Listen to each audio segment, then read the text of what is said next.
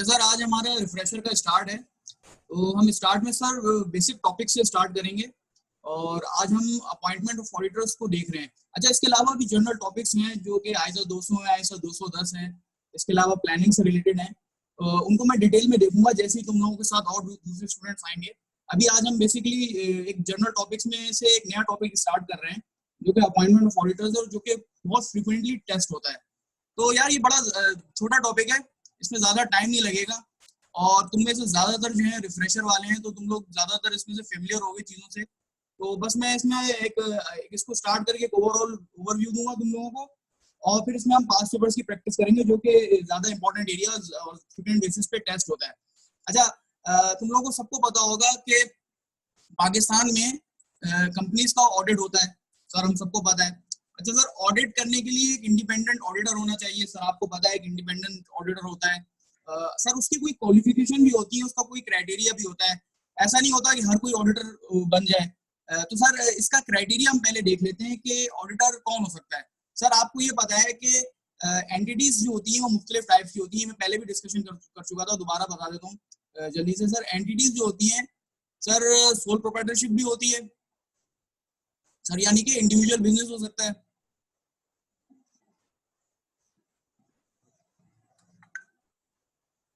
Sir entities जो है वो पार्टनरशिप की फॉर्म में भी हो सकती हैं।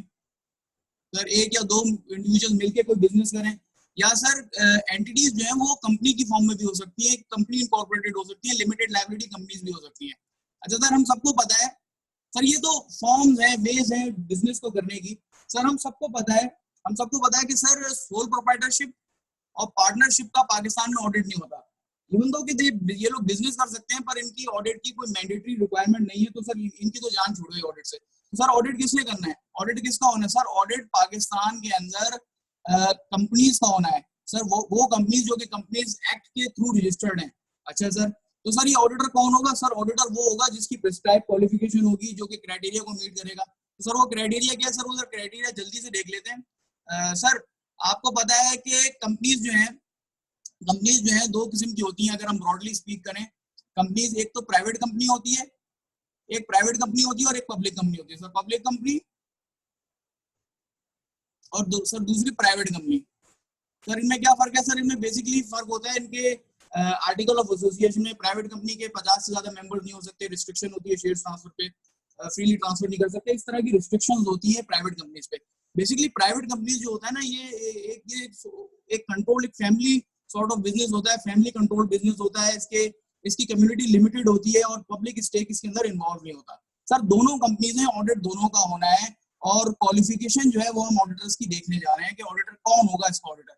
सर आप याद रखिएगा, पाकिस्तान में जो कंपनीज हैं, हर पब्लिक कंपनी पाकिस्तान में, भले वो लिस्टेड हो या अनलिस्टेड हो, उसका ऑडिटर सिर्फ एक चार्टर्ड अकाउंटेंट होगा, पाकिस्तानी क्वालिफाइड सीए, जिसके पास लाइसेंस होगा आई कैप से प्रैक्टिस करने का। तो आप याद रखिएगा, पाकिस्तान में पब्लिक लिमिटेड कंपनी, भले वो लिस्टेड हो भले वो अनलिस्टेड हो, उसका ऑडिटर सिर्फ एक चार्टर्ड अकाउंटेंट हो सकता है, सिर्फ एक चार्टर्ड अकाउंटेंट हो सकता है। आप में से अगर किसी ने मेरे इनिशियल लेक्चर देखे होंगे तो आपको वहां उसमें डिटेल में मैंने ये बात बताई थी कि या तो सिर्फ चार्टर्ड अकाउंटेंट होगा या फर्म ऑफ चार्टर्ड अकाउंटेंट होगी और उनके पास वैलिड लाइसेंस ऑफ प्रैक्टिस होना चाहिए। अच्छा सर, प्राइवेट कंपनी की बात करते हैं। सर प्राइवेट कंपनी को ना हम मुख्तलिफ कैटेगरी, सब कैटेगरीज में तोड़ रहे हैं।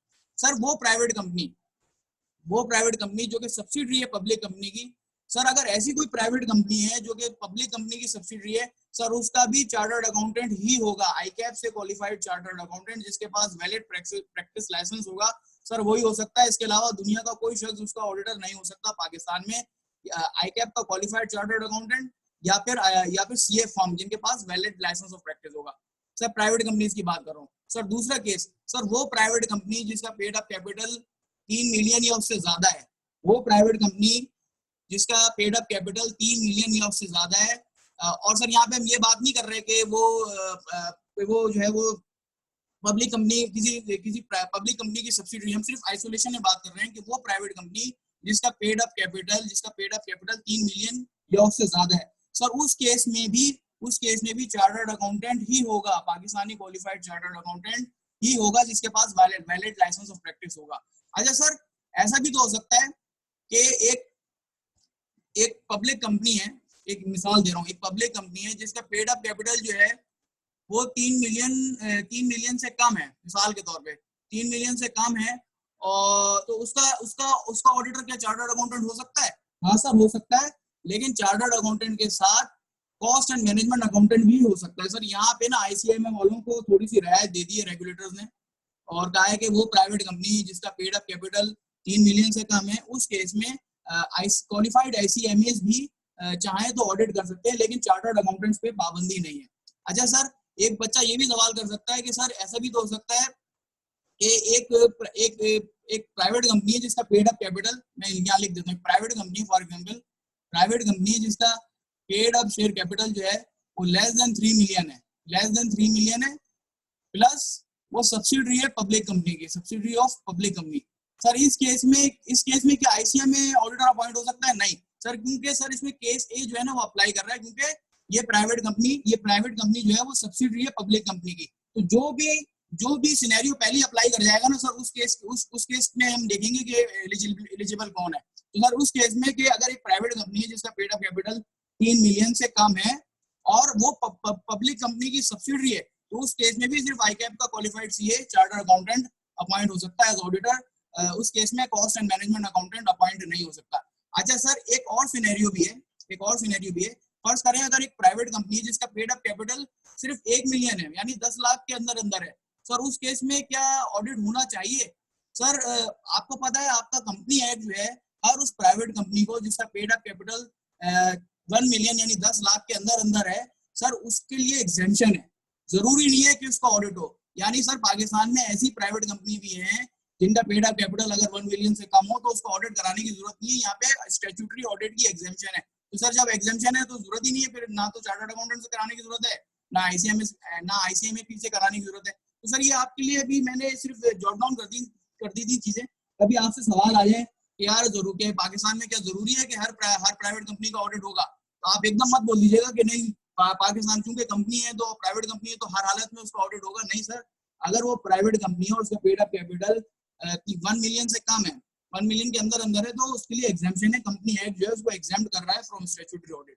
अच्छा सर, इसके अलावा आप कुछ चीजें हैं ये आप देख लीजिएगा, ये थोड़ी सी एक्स्ट्रा है और आपकी नॉलेज के लिए होनी चाहिए। और कभी भी आपके सवाल में ना देखो एक सवाल आ सकता है, फॉर एग्जांपल तुम्हारे पास सवाल आ गया कि XYZ कंपनी जो है एक स्मॉल कंपनी है और पूरा सिनेरियो दे दिया और तुमसे पूछा जाए कि क्या बताएं इस सिनेरियो में ऑडिटर्स की अपॉइंटमेंट होनी चाहिए नहीं होनी चाहिए, तो यार आपको पता होना चाहिए कि स्मॉल कंपनी है क्या, स्मॉल कंपनी का मतलब क्या है। यार यूजुअली स्मॉल कंपनी जो होती है ना एक प्राइवेट कंपनी होती है।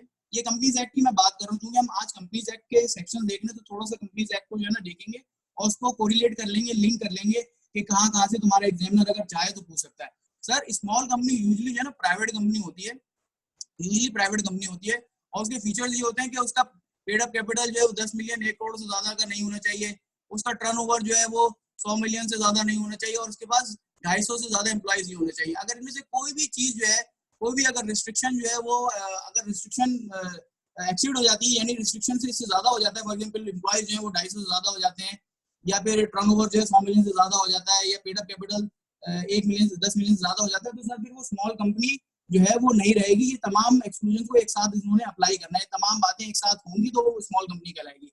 अच्छा सर, एक बात याद रखिएगा कि हर स्मॉल कंपनी का जो है ना स्टैट्यूटरी ऑडिट एग्जेम्प्ट नहीं होता, सिर्फ वो स्मॉल कंपनी जिसका पेड अप कैपिटल 1 मिलियन से अंदर अंदर है, सर उसी का सिर्फ ऑडिट एग्जाम्प्ट होगा, स्टैट्यूटरी ऑडिट एग्जाम्प्ट। ये चीजें जो है ना सर आपकी नॉलेज के लिए थी, बताना था क्योंकि आप कंपनीज एक्ट के प्रोविजंस पढ़ रहे हैं और कभी भी अपॉइंटमेंट से रिलेटेड कोई सवाल आ गया और ये सब चीजें लिख दी गई तो एग्जामिनर आपको घुमा सकता है। तो इसलिए आपको एहतियातन मैं आपको बता रहा हूँ कि यार ये चीजें जो है ना, और मैंने समराइज कर दी, ये चीजें देख के जाना, बस एक गो थ्रू कर लेना। अच्छा सर, मैंने आपको ये बताया था कि वैलिड लाइसेंस होना चाहिए, प्रैक्टिस होनी चाहिए। सिर्फ देखो क्वालिफाई कर जाना जरूरी नहीं है, सिर्फ क्वालिफाई कर जाना जरूरी नहीं है, आपके पास वैलिड लाइसेंस भी होना चाहिए प्रैक्टिस का। सर ये क्या मतलब है? सर इसका मतलब ये है कि जब आप सीए क्वालिफाई करेंगे, सीए फाइनल कर लेंगे, एमएससी कर लेंगे, उसके बाद आपके पास रिजल्ट आ जाएगा, उसके बाद ऐसा नहीं होगा कि आप अगले दिन जो है अपनी फर्म खोल के बैठ जाए। सर उसका पूरा प्रैक्टिस, उसका पूरा एक मैकेनिज्म होता है, आपको अप्लाई करना पड़ता है फर्म की रजिस्ट्रेशन के लिए, और आपकी फर्म का नाम क्या होगा, आपकी फर्म के एसओपीज क्या होंगे, प्रोसीजर्स क्या होंगे, या इस तरह की रिक्वायरमेंट्स होती हैं वो आपको फुलफिल करनी पड़ती हैं। तो फिर जाके आपको लाइसेंस मिलता है, वैलिड लाइसेंस मिलता है आपको, प्रैक्टिस लाइसेंस मिलता है, तभी आप जाके आप ऑडिट कर सकते हैं, उसके बगैर आप ऑडिट नहीं कर सकते, ये बात आप याद रखिएगा। अच्छा सर, एक बात आप और याद रखें, आपको पता है बड़ी बड़ी फर्म्स हैं पाकिस्तान में, जैसे फॉर एग्जांपल एएफएफ हो गई, फॉर एग्जांपल केपीएमजी हो गई, एएफएफ हो गई, बिग फोर, जितनी भी बड़ी फर्म्स हैं सर, एक बात याद रखिएगा, इन फर्म्स के जो है ना, इनके फर्म्स के जो पार्टनर्स होते हैं, यूजुअली मैं कह रहा हूँ कि यूजुअली जो है वो सब क्वालिफाइड सीईओज होते हैं, यूजुअली क्वालिफाइड सीईओज होते हैं, लेकिन जरूरी नहीं है। जो फर्म्स होती हैं ऑडिट फर्म्स, पार्टनरशिप फर्म्स, जरूरी नहीं है कि इनके तमाम पार्टनर्स जो हैं वो क्वालिफाइड चार्टर्ड अकाउंटेंट हों। सर इसका क्या मतलब है, ये तो बात समझ नहीं है, हमने तो आज तक कभी सुना नहीं, हमने तो ऐसी किसी फर्म का नाम ही नहीं सुना जिसका पार्टनर जो है वो क्वालिफाइड ना हो। यार जरूरी नहीं है। देखो फर्म जो है ना, बेसिकली फर्म जो है वो एक पार्टनरशिप है। पार्टनरशिप में मुख्तलिफ पार्टनर्स आते हैं, अपनी रिसोर्सेज लाते हैं, कोई पैसा लाता है, कोई अपने क्लाइंट्स लाता है, कोई गुडविल लाता है, तो वो पार्टनरशिप फर्म बनती है। अब ऐसा भी हो सकता है कि एक फॉर एग्जांपल पुराने कोई है किसी फर्म में, पुराने खापड़ जिन्हें कहते हैं, वो अपने साथ जो है बहुत सारे क्लाइंट्स ले आए, अपने साथ बहुत सारी गुडविल ले आए, वो बेचारे क्वालिफाई करने में रह गए थे, क्वालिफाई करने से एक पेपर से बेचारे वो रुके हुए, उनका 10 साल से जो है ना वो एग्जामिनर ने ना पेपर रोका है कि अपने पेपर रोका हुआ है, लेकिन उनके लिंक्स बहुत हैं, उनके गुडविल बहुत है, तो गुडविल से और लिंक से जो है ना पार्टनर जो है यूजुअली क्लाइंट लेके आते हैं। लेकिन यहाँ पे वो अगर हम फर्म के एंगल से बात करें, अगर हम लाइसेंस के एंगल से बात करें, तो लाइसेंस के लिए ऐसे पार्टनर एलिजिबल नहीं होंगे, लेकिन पार्टनरशिप के बेनिफिट्स को अवेल करने के लिए, फॉर एग्जांपल प्रॉफिट डिस्ट्रीब्यूशन क्या होगी, एक्सपेंस शेयरिंग रेशो क्या होगा, उसमें वो बाकायदा पूरे एंटाइटल्ड होते हैं शेयरिंग के लिए। तो याद रखना, पार्टनरशिप फर्म जो होती है उसमें अदर देन क्वालिफाइड पार्टनर्स भी हो सकते हैं, और वो यूजुअली प्रॉफिट शेयरिंग पार्टनर्स होते हैं, क्योंकि उनके नाम पे पार्टनर, उनके नाम पे बड़े बड़े क्लाइंट्स आते हैं, बड़े बड़े क्लाइंट्स को लेके आते हैं, उनकी गुडविल होती है। तो सर आपको बस ये पता होना चाहिए कि फर्म में दो तरह के पार्टनर होंगे, एक क्वालिफाइड पार्टनर होंगे, अमूमन ज्यादातर जो है 99% केसेस में तुम क्वालिफाइड पार्टनर्स ही देखोगे, और कुछ केसेस में ऐसे पार्टनर्स भी होंगे जो कि क्वालिफाइड चार्टर्ड अकाउंटेंट्स भी होंगे। जरूरी नहीं है कि उन्होंने सीए किया हो, उसके अलावा दूसरी क्वालिफिकेशन भी हो सकती हैं, फॉर एग्जांपल आईसीएमए क्वालिफाइड हो सकते हैं, एसीसीए क्वालिफाइड हो सकते हैं। तो सर ऐसे पार्टनर्स भी होते हैं। अब सर बात आपको बताने की ये है कि जब अपॉइंटमेंट होगी ना ऐसी किसी फर्म की जिसमें अदर क्वालिफिकेशन वाले पार्टनर भी हैं या अनक्वालिफाइड पार्टनर भी हैं, तो सिर्फ वही पार्टनर्स इंटाइटल्ड होंगे रिपोर्ट पे साइन करने के लिए जो कि क्वालिफाइड चार्टर्ड अकाउंटेंट्स हैं, जिनके पास वैलिड प्रैक्टिसिंग लाइसेंस है। ये बात याद रखना, फर्म में बहुत तरह के पार्टनर हो सकते हैं, लेकिन वही पार्टनर्स फर्म के लेटर हेड पे अपना नाम इस्तेमाल करेंगे, सिर्फ वही पार्टनर्स ऑडिट रिपोर्ट को साइन करेंगे, सिर्फ उन्हीं पार्टनर्स के नाम पे कोरेस्पोंडेंस होगी जहां पे मेजॉरिटी ऑफ द पार्टनर्स जो हैं वो क्वालिफाइड होंगे। यानी ऐसी फर्म्स में मेजॉरिटी ऑफ द पार्टनर्स को क्वालिफाइड होना जरूरी है, यानी आईकैप से क्वालिफाइड सीए होना जरूरी है। तो मैं रीड कर देता हूं, a firm where majority of practising partners are qualified for appointment shall be appointed by the firm name to be the auditors of the company. यानी ऐसा नहीं होगा कि फॉर एग्जांपल एएफएफ के 40 पार्टनर हैं, तो एक पार्टनर है मिस्टर एक्स, तो मिस्टर एक्स के नाम पे जो है वो अपॉइंटमेंट हो जाएगी कि mister X is appointed as auditor of ABC company. नहीं, ऐसे नहीं होगा। हम ये कहेंगे कि AFF is appointed as auditor of this company. हमेशा जो फर्म होती है ना यार, वो इंडिविजुअल के नाम पे अपॉइंट, कंपनी कभी भी कोई भी कंपनी, कोई भी क्लाइंट कभी किसी पार्टनर के नाम पे जो है ना वो अपॉइंटमेंट नहीं लेता, वो फर्म के नाम पे अपॉइंटमेंट भेजता है कि firm is appointed, that firm is appointed as auditor. For example KPMG हो गई, फॉर एग्जांपल ईएनवाई हो गई, फॉर एग्जांपल एएफएफ हो गई, कोई भी फर्म होगी, फर्म के नाम पे जो है वो अपॉइंटमेंट होती है, इंडिविजुअल के पार्टनर के नाम पे अपॉइंटमेंट नहीं होती। और आपको ये भी पता लग गया कि सर पार्टनर जो है वो दो तरह के होते हैं, एक क्वालिफाइड पार्टनर्स होते हैं और दूसरे वो पार्टनर्स होते हैं जो कि दूसरी क्वालिफिकेशन वाले होते हैं, और यूजुअली वो क्लाइंट्स लेके आते हैं और वो प्रॉफिट शेयर करते हैं, प्रॉफिट्स और एक्सपेंसेस शेयर करते हैं। अच्छा सर, बहुत बड़ी बात लिखी है कि sir only those partners can sign an act on behalf of the firm, only qualifying partners. Sir जो क्वालिफाइंग पार्टनर्स होंगे ना, यानी जिनके जो क्वालिफाइड सीए होंगे प्लस जिनके पास लाइसेंस होगा, सर सिर्फ वही पार्टनर जो है वो ऑडिट रिपोर्ट पे साइन करेंगे, और वही पार्टनर जो है वही पार्टनर जो है एंगेजमेंट को परफॉर्म करेंगे, वही पार्टनर ऑडिट रिपोर्ट को साइन करेंगे। अच्छा सर, ऑडिटर जो है इंडिविजुअल भी हो सकता है, पार्टनरशिप फर्म भी हो सकती है। अच्छा देखो, तुम लोग जो है ना मुझसे क्वेश्चन कर सकते हो चैट पे क्वेश्चन कर सकते हो बिफोर मैं आगे टॉपिक्स पढ़ाऊं, तुम लोग मुझसे क्वेश्चन कर लो। मैं यूजुअली यही मेरी प्रैक्टिस होती है कि मैं टॉपिक पढ़ाता हूँ, उसके बाद तुम लोगों से क्वेश्चन पूछता हूँ, और इंशाल्लाह आज की क्लास में इस पूरे टॉपिक को हम कवर करेंगे। तुम लोग के जो क्वेश्चन हैं इससे रिलेटेड वो पूछ सकते हो, अगर किसी ने कुछ पूछना है तो पूछ ले।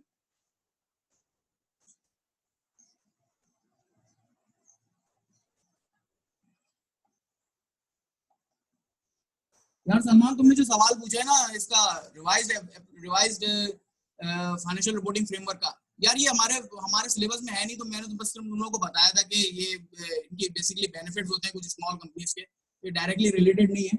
ये बेसिकली आपके फाइनेंशियल रिपोर्टिंग फ्रेमवर्क से रिलेटेड है, और ये तुम्हारे कोर्स का हिस्सा नहीं है। बस ये बताया कि इनके लिए जो है ना इनके स्मॉल कंपनीज के लिए जो है ना फैसिलिटीज हैं, इनके लिए जो फ्रेमवर्क है ना इसमें थोड़ी रिलैक्सेशन दे दी गई है, क्योंकि फोर्थ और फिफ्थ शेड्यूल जो कंपनीज के होते हैं ना इनमें बड़ा मतलब डिटेल्ड होते हैं, डिस्क्लोजर्स का बड़ा डिटेल लेवल पे दिया जाते हैं। लेकिन जो स्मॉल कंपनीज होती हैं, चूंकि ये स्टार्टअप्स होते हैं और इनके पास इतनी ज्यादा रिसोर्सेज नहीं होती, तो हम इतनी ज्यादा कॉम्प्लेक्सिटीज के अंदर रिपोर्टिंग कॉम्प्लेक्सिटीज में हम इन्हें डालते नहीं है, और यूजुअली हम जो है ना डिस्क्लोजर्स को शॉर्टन कर देते हैं इन कंपनीज के लिए, जिसके लिए हमने रिवाइज जो है वो फाइनेंशियल रिपोर्टिंग फ्रेमवर्क्स बनाए हैं। ठीक है ना, ये रिवाइज नहीं, रिड्यूस्ड है, थोड़े से इजी होते हैं। तो ये यार ये बस सिर्फ एक छोटा सा मैंने तुम लोगों को रेफरेंस दिया है, इसमें कंफ्यूज नहीं हो, ये हमारा डायरेक्ट एक्चुअली हमारा टॉपिक है नहीं, बस ये चूंकि स्मॉल कंपनी के बारे में बताना था तो मैंने वहां से लिंक कर दिया था। अच्छा सर, आगे बढ़े, आगे बढ़ते हैं।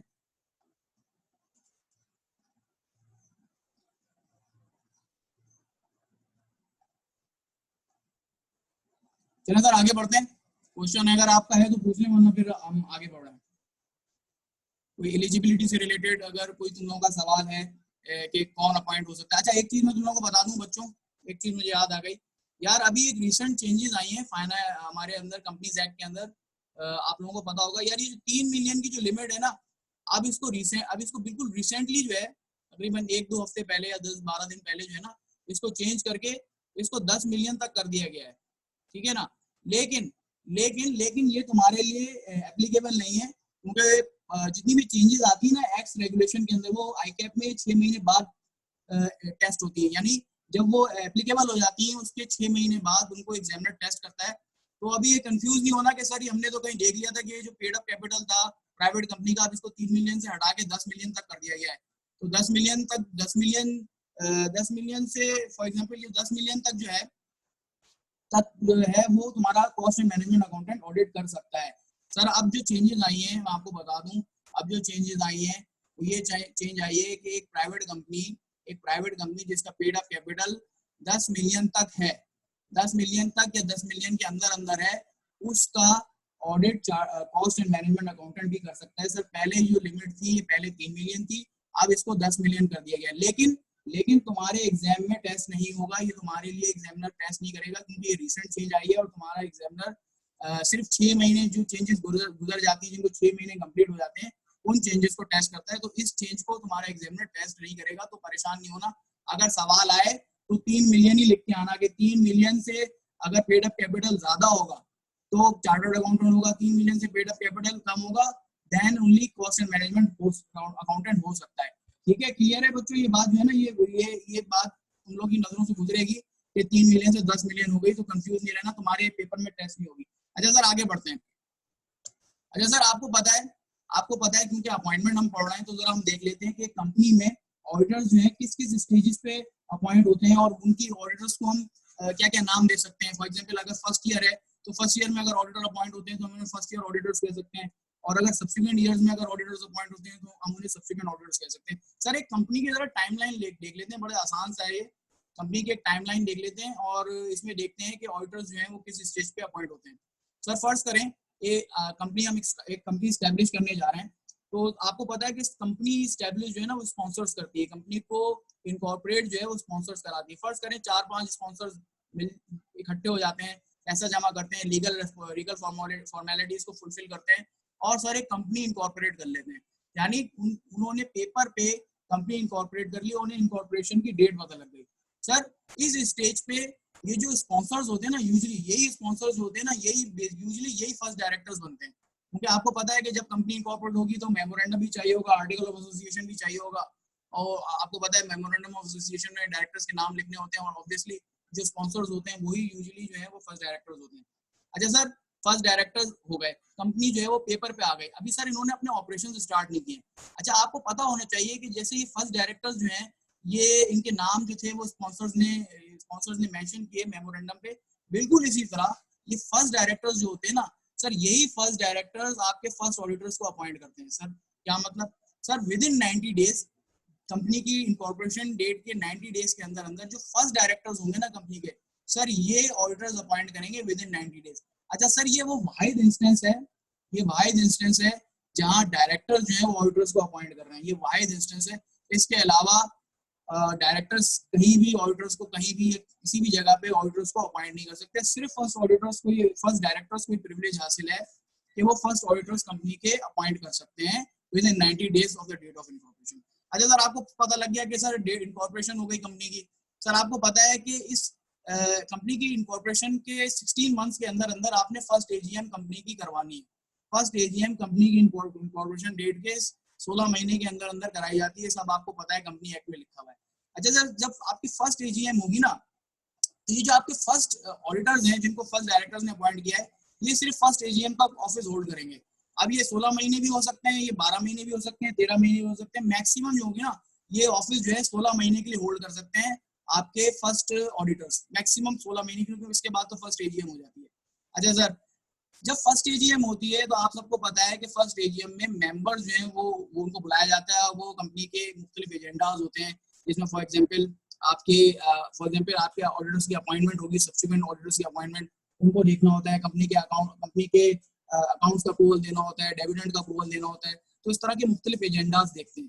अच्छा मेंबर्स जो है सब्सिक्वेंट मीटिंग्स एंड ऑनवर्ड्स, ये याद रखना, subsequent meetings first AGM and onwards, first AGM and onwards जो है मेंबर्स फिर सब्सिक्वेंट ऑडिटर्स को अपॉइंट करते हैं, फिर डायरेक्टर्स अपॉइंट नहीं करते। याद रखना ये members from first AGM and onward AGM, subsequent AGMs में सिर्फ मेंबर्स ही ऑडिटर्स को, सब्सिक्वेंट ऑडिटर्स को अपॉइंट कर सकते हैं।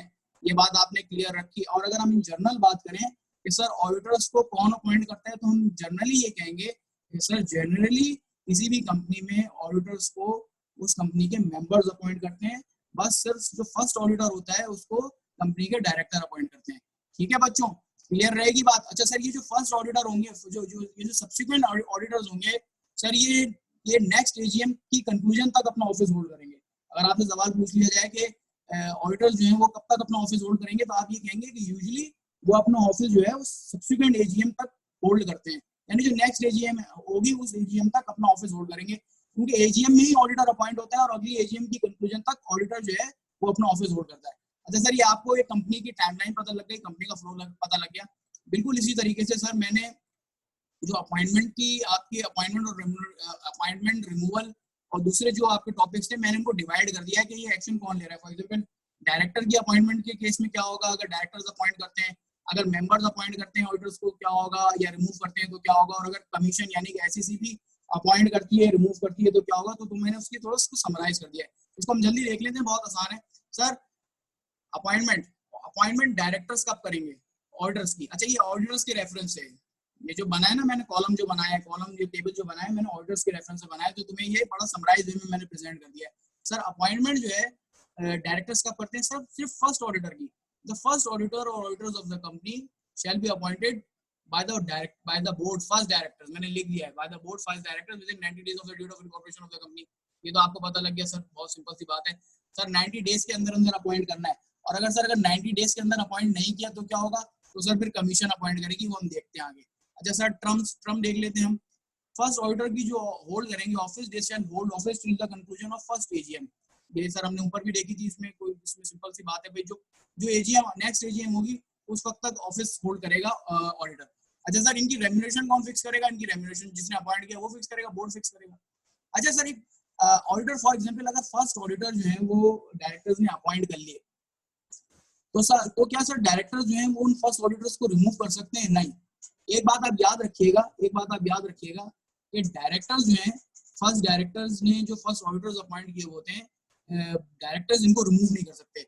Board can not remove first auditors as well as subsequent auditors. ये बात आप एक जनरली अपने दिमाग में रखिएगा कि auditors once appointed can not be remove by the directors. ये आप बिल्कुल रूल अपने पास बना के रखें कि ऑडिटर्स को डायरेक्टर कभी भी नहीं निकाल सकते, भले वो फर्स्ट ऑडिटर ही क्यों ना हो, भले वो ऑडिटर जो है वो फर्स्ट ऑडिटर ही क्यों ना हो, डायरेक्टर ही उन्हें क्यों ना लाए हो, ऑडिटर्स को डायरेक्टर्स कभी भी नहीं निकाल सकते। ये एक आप जर्नल रूल अपने बना के रख लें अपने पास, आपने कभी भूलना नहीं है।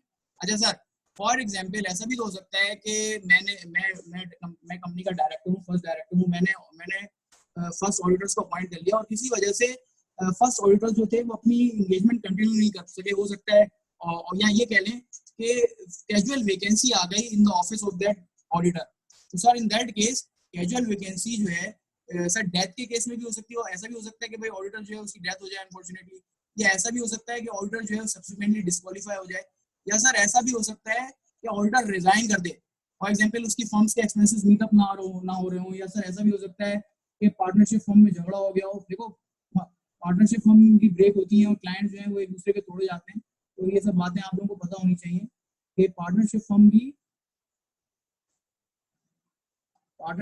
जो है वो ब्रेक हो सकती है, पार्टनरशिप फर्म भी रिजाइन कर सकती है, पार्टनरशिप फर्म भी टूट सकती है। तो सर इन एनी केस अगर कोई कैजुअल वैकेंसी ऑफिस के अंदर आ गई, तो सर कैजुअल वैकेंसी जो है वो board of directors with in 30 days of that occurring of that vacancy fulfil कर देनी चाहिए बोर्ड को, यानी फिल कर देनी चाहिए, उनकी जगह दूसरे ऑडिटर्स ले आने चाहिए। लेकिन अगर सर ये 30 डेज के अंदर भी बोर्ड ऑफ डायरेक्टर्स ये कैजुअल वैकेंसी को फुल नहीं करते, तो सर इन दैट केस फिर कमीशन की तरफ मामला जाएगा, फिर वो हम कमीशन की तरफ देखेंगे कि कमीशन फिर क्या करेगा। सर आपको ये पता होना चाहिए कि कैजुअल वैकेंसी सिर्फ चाहे वो फर्स्ट ऑडिटर्स की हो चाहे वो सब्सिक्वेंट ऑडिटर्स की हो, वो सिर्फ डायरेक्टर्स फिल कर सकते हैं, उनके पास सिर्फ 30 डेज का टाइम होता है। अगर 30 डेज के टाइम में वो कैजुअल वैकेंसी फिल नहीं कर सके, then in that case commission फिर उसे फिल करती है। कैजुअल वैकेंसी मेंबर्स कभी भी फिल नहीं कर सकते, ये बात थी बताने की। जिस तरह ऑडिटर्स को डायरेक्टर रिमूव नहीं कर सकते, बिल्कुल इसी तरह कैजुअल वैकेंसी मेंबर्स जो हैं वो ऑडिटर्स की फिल नहीं कर सकते, वो सिर्फ डायरेक्टर्स करेंगे। याद रहेगा बच्चों? चलें सर आगे चलते हैं। यार ये समराइज में बनाया, ये जितने भी सेक्शंस थे ना उनकी बड़ी अच्छी समरी बना दी, बहुत आसानी से तुम रिटेन कर सकोगे। अच्छा सर आपको पता है कि अपॉइंटमेंट जो है वो कमीशन भी कर सकती है, यानी securities and exchange commission of Pakistan भी कुछ केसेस में ऑडिटर्स की अपॉइंटमेंट कर सकता है। सर वो केसेस क्या है? सर वो पहला केस तो ये कि अगर फर्स्ट ऑडिटर जो है उनकी अपॉइंटमेंट जो है फर्स्ट डायरेक्टर्स ने 90 डेज के अंदर नहीं की from the date of incorporation, उस केस में फिर कमीशन की जिम्मेदारी है, कमीशन फिर ऑडिटर अपॉइंट करेगी फर्स्ट ऑडिटर। सर पहला केस। दूसरा केस ये कि सर कंपनी की एजीएम हुई, एक रेगुलर जैसे एजीएम होती है, और उसमें मेंबर्स किसी कंक्लूजन पे ही ना पहुंचे और ये आपको पता लगा कि ऑडिटर ही नहीं अपॉइंट हो सका, तो इन दैट केस अगर किसी एजीएम में ऑडिटर की अपॉइंटमेंट नहीं हो सकी, तो in that case SECP shall appoint the auditor. अच्छा यूजुअली यही होता है कि एजीएम जो होती है ना, एजीएम में मेंबर्स जो हैं वो ऑडिटर्स को अपॉइंट करते हैं, और उसके लिए सिर्फ तुम्हें एक ऑर्डिनरी रेजोल्यूशन चाहिए होता है, यानी मेजॉरिटी। स्पेशल रेजोल्यूशन नहीं चाहिए होगा, क्योंकि उसमें 75% मेजॉरिटी चाहिए होती है, कोरम मौजूद हो प्लस उसके वोटिंग पावर्स हो। तो सिर्फ मैं यहाँ पे जो ऑर्डिनरी रेजोल्यूशन की बात कर रहा हूँ in case of regular appointment of auditor, appointment के वक्त। अच्छा लेकिन सर जरूरी नहीं है, अगर फॉर एग्जांपल मेंबर जो है वो ऑडिटर को निकालना चाहें, तो सर क्या वो ऑर्डिनरी रेजोल्यूशन से निकाल सकते हैं? नहीं सर, वो फिर ऑर्डिनरी रेजोल्यूशन से नहीं निकालेंगे, उसके लिए स्पेशल रेजोल्यूशन चाहिए होगा। सर आपको ये भी पता लगा कि मेंबर जो हैं एक ऑर्डिनरी रेजोल्यूशन के थ्रू ऑडिटर्स को अपॉइंट भी कर सकते हैं, लेकिन जब निकालने की बात आएगी तो उन्हें स्पेशल रेजोल्यूशन चाहिए होगा, यानी members need a special resolution. अच्छा सर ये स्पेशल रेजोल्यूशन के थ्रू फर्स्ट और सब्सिक्वेंट ऑडिटर्स दोनों ऑडिटर्स को मेंबर निकाल सकते हैं थ्रू स्पेशल रेजोल्यूशन, लेकिन उसकी जगह जो दूसरा ऑडिटर आएगा ना, वो मेंबर नहीं ला सकते, ना वो डायरेक्टर ला सकते हैं ना वो मेंबर ला सकते हैं, उसकी जगह फिर एसईसीबी लाएगी कमीशन। यानी मेंबर्स को इतना इख्तियार तो दे दिया कि अगर तुम अपने लाए हुए ऑडिटर्स या डायरेक्टर्स के लाए हुए फर्स्ट ऑडिटर से मुतमईन नहीं हो तो इन्हें निकाल दो स्पेशल रेजोल्यूशन करके, लेकिन उसकी जगह फिर तुम उसकी रिप्लेसमेंट नहीं ला सकते, फिर कमीशन का अप्रूवल चाहिए होगा। ठीक है सर, ये लिखा हुआ है, if the auditors are removed by the company members through special resolution. Fifth case मैंने पहले बता दिया। अच्छा सर और कौन कौन से केसेस हैं जहां कमीशन अपॉइंटमेंट कर सकती है? सर अगर for example casual vacancy 30 days के अंदर फिल ना हो, ये भी देख लिया था हमने।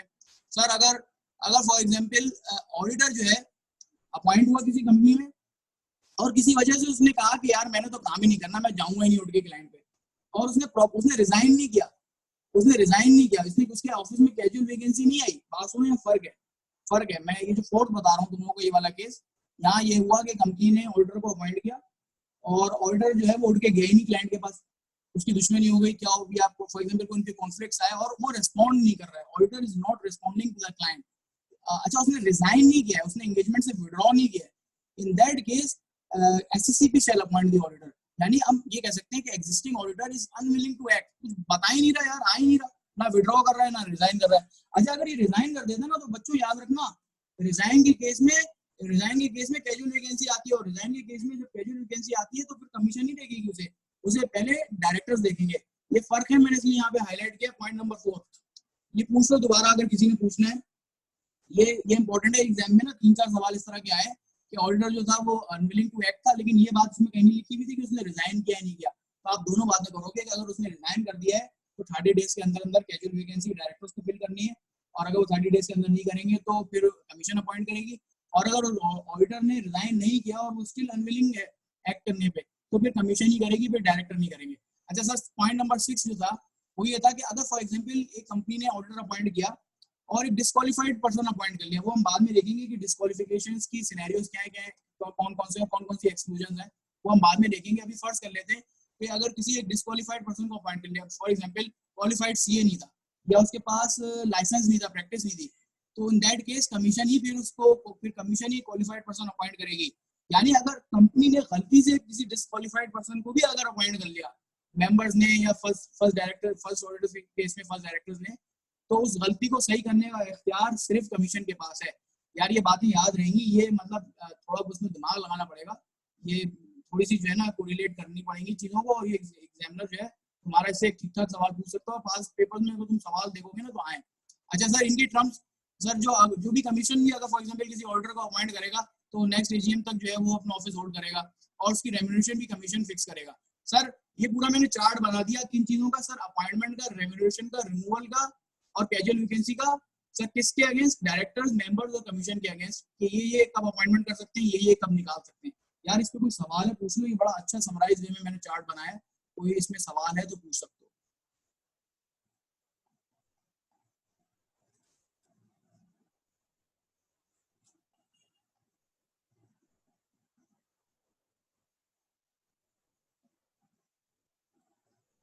यार सलमान ने एक सवाल किया कि भाई कैजुअल वैकेंसी जो है वो बोर्ड या एससीसीपी कौन फिल करेगा। यार देखो, फ्लो है, इसका फ्लो पहले ये है कि अगर 30 डेज के अंदर अंदर बोर्ड ऑफ डायरेक्टर्स ने नहीं की फिल, देन आप एससीसीपी की तरफ जाएंगे। तो पहला जो राइट है कैजुअल वैकेंसी को फिल करने का वो बोर्ड ऑफ डायरेक्टर्स का है। देन अगर वो अपनी रिस्पॉन्सिबिलिटी फुलफिल नहीं करते 30 डेज के अंदर अंदर, तो फिर हम एससीसीपी की तरफ जाएंगे। अगर तुम सिर्फ ये लिख दो कि कैजुअल वैकेंसी में be filled by either board of directors और एससीसीपी, तो यार ये गलत हो जाएगा, ये स्टेटमेंट तुम्हारी गलत हो जाएगी। पहले जो है कैजुअल वैकेंसी डायरेक्टर फिल करेंगे विद इन 30 डेज, और अगर वो फेल हो जाती है इन दैट केस, देन फिर जाएगी बात एससीसीपी कमीशन तक। ठीक है, और सवाल किसी ने पूछना पूछ लो, तो हम आगे चलते हैं।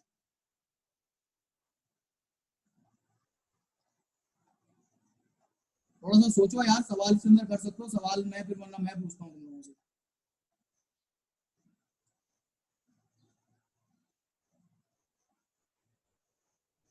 अच्छा सर, आगे चलते हैं।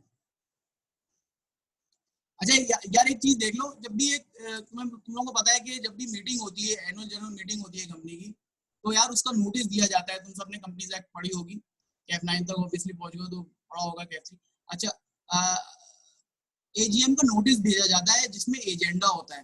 ठीक है, एजेंडा मतलब मीटिंग का एजेंडा होगा, और ये नोटिस जो है 21 डेज पहले भेजा जाता है। आप सबको याद होगा कि एजीएम को नोटिस मेंबरान को 21 डेज पहले भेजा जाता है, और उसमें कुछ एजेंडा होता है। अच्छा सर, एजेंडा दो तरह के होते हैं, हमारा ऑर्डिनरी बिजनेस होता है, हमारा स्पेशल बिजनेस होता है। सर ऑडिटर्स की जो अपॉइंटमेंट होती है ना, ये एक हमारा ऑर्डिनरी बिजनेस होता है, ऑर्डिनरी एजेंडा होता है। सर यूजुअली जो एजेंडा होता है उसमें ये होता है कि पिछले मिनट्स को अप्रूव करना, पिछली मीटिंग के मिनट्स को, और ये कि करंट ईयर की फाइनेंशियल स्टेटमेंट्स को अप्रूव करना, और ये कि सर ऑडिटर्स की अपॉइंटमेंट करना, और ये कि सर डिविडेंड को अप्रूव करना। ये 3-4 बातें होती हैं जो कि हमारी ऑर्डिनरी रेजोल्यूशन या हमारी जो कि ऑर्डिनरी बिजनेस एजेंडा होता है मेंबर्स का, जिसका नोटिस दिया जाता है। इसके अलावा स्पेशल एजेंडाज भी होते हैं, वो खैर वो हमारा टॉपिक ऑफ डिस्कशन नहीं है। सर आपको ये पता होना चाहिए कि जो एजीएम का नोटिस होता है ना, जो 21 दिन पहले आता है, सर इसमें जो है ना प्रपोज ऑडिटर का नाम होता है, यानी उस फर्म का नाम शामिल होता है जो कि ऑडिट जिनको मेंबरान अपॉइंट करेंगे नेक्स्ट टर्म के लिए, यानी प्रपोज्ड ऑडिटर होता है। यहाँ इस वक्त ऑडिटर कंफर्म नहीं हुआ होता, यानी सिर्फ उसका नाम प्रपोज किया गया होता है।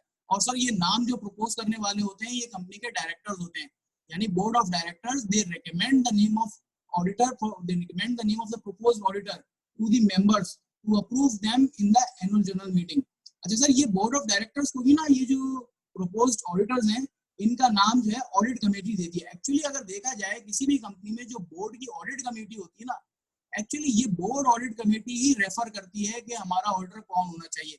अच्छा सर, आप सबको पता है कि जो ऑडिट कमेटी होती है ना, ये फॉर एग्जांपल अगर कंपनी के बोर्ड के अंदर 9 डायरेक्टर्स है ना, फॉर एग्जांपल अगर 9 डायरेक्टर्स है, मैं बात करता हूँ, तो 3 से 4 बंदे जो है ना ऑडिट कमेटी के अंदर इन्हीं यही डायरेक्टर्स जो होते हैं ना शामिल होते हैं। इसी तरह आपकी एचआर एंड रेम्यूनरेशन कमेटी होती है, आपकी इस तरह की दूसरी कमेटी। तो बोर्ड ऑडिट कमेटी जो होती है, एक्चुअली अगर ट्रू इन एसेंस देखा जाए, they refer the names of the proposed auditor to the board in then recommend these names to the members through AGM notice, and members actually in final approve the appointment of the auditors. ये बात आप याद रखिएगा, flow आप याद रखिएगा कि audit committee से बात शुरू होती है और देन मेंबर्स तक जाती है, फाइनल अप्रूवल मेंबर देंगे।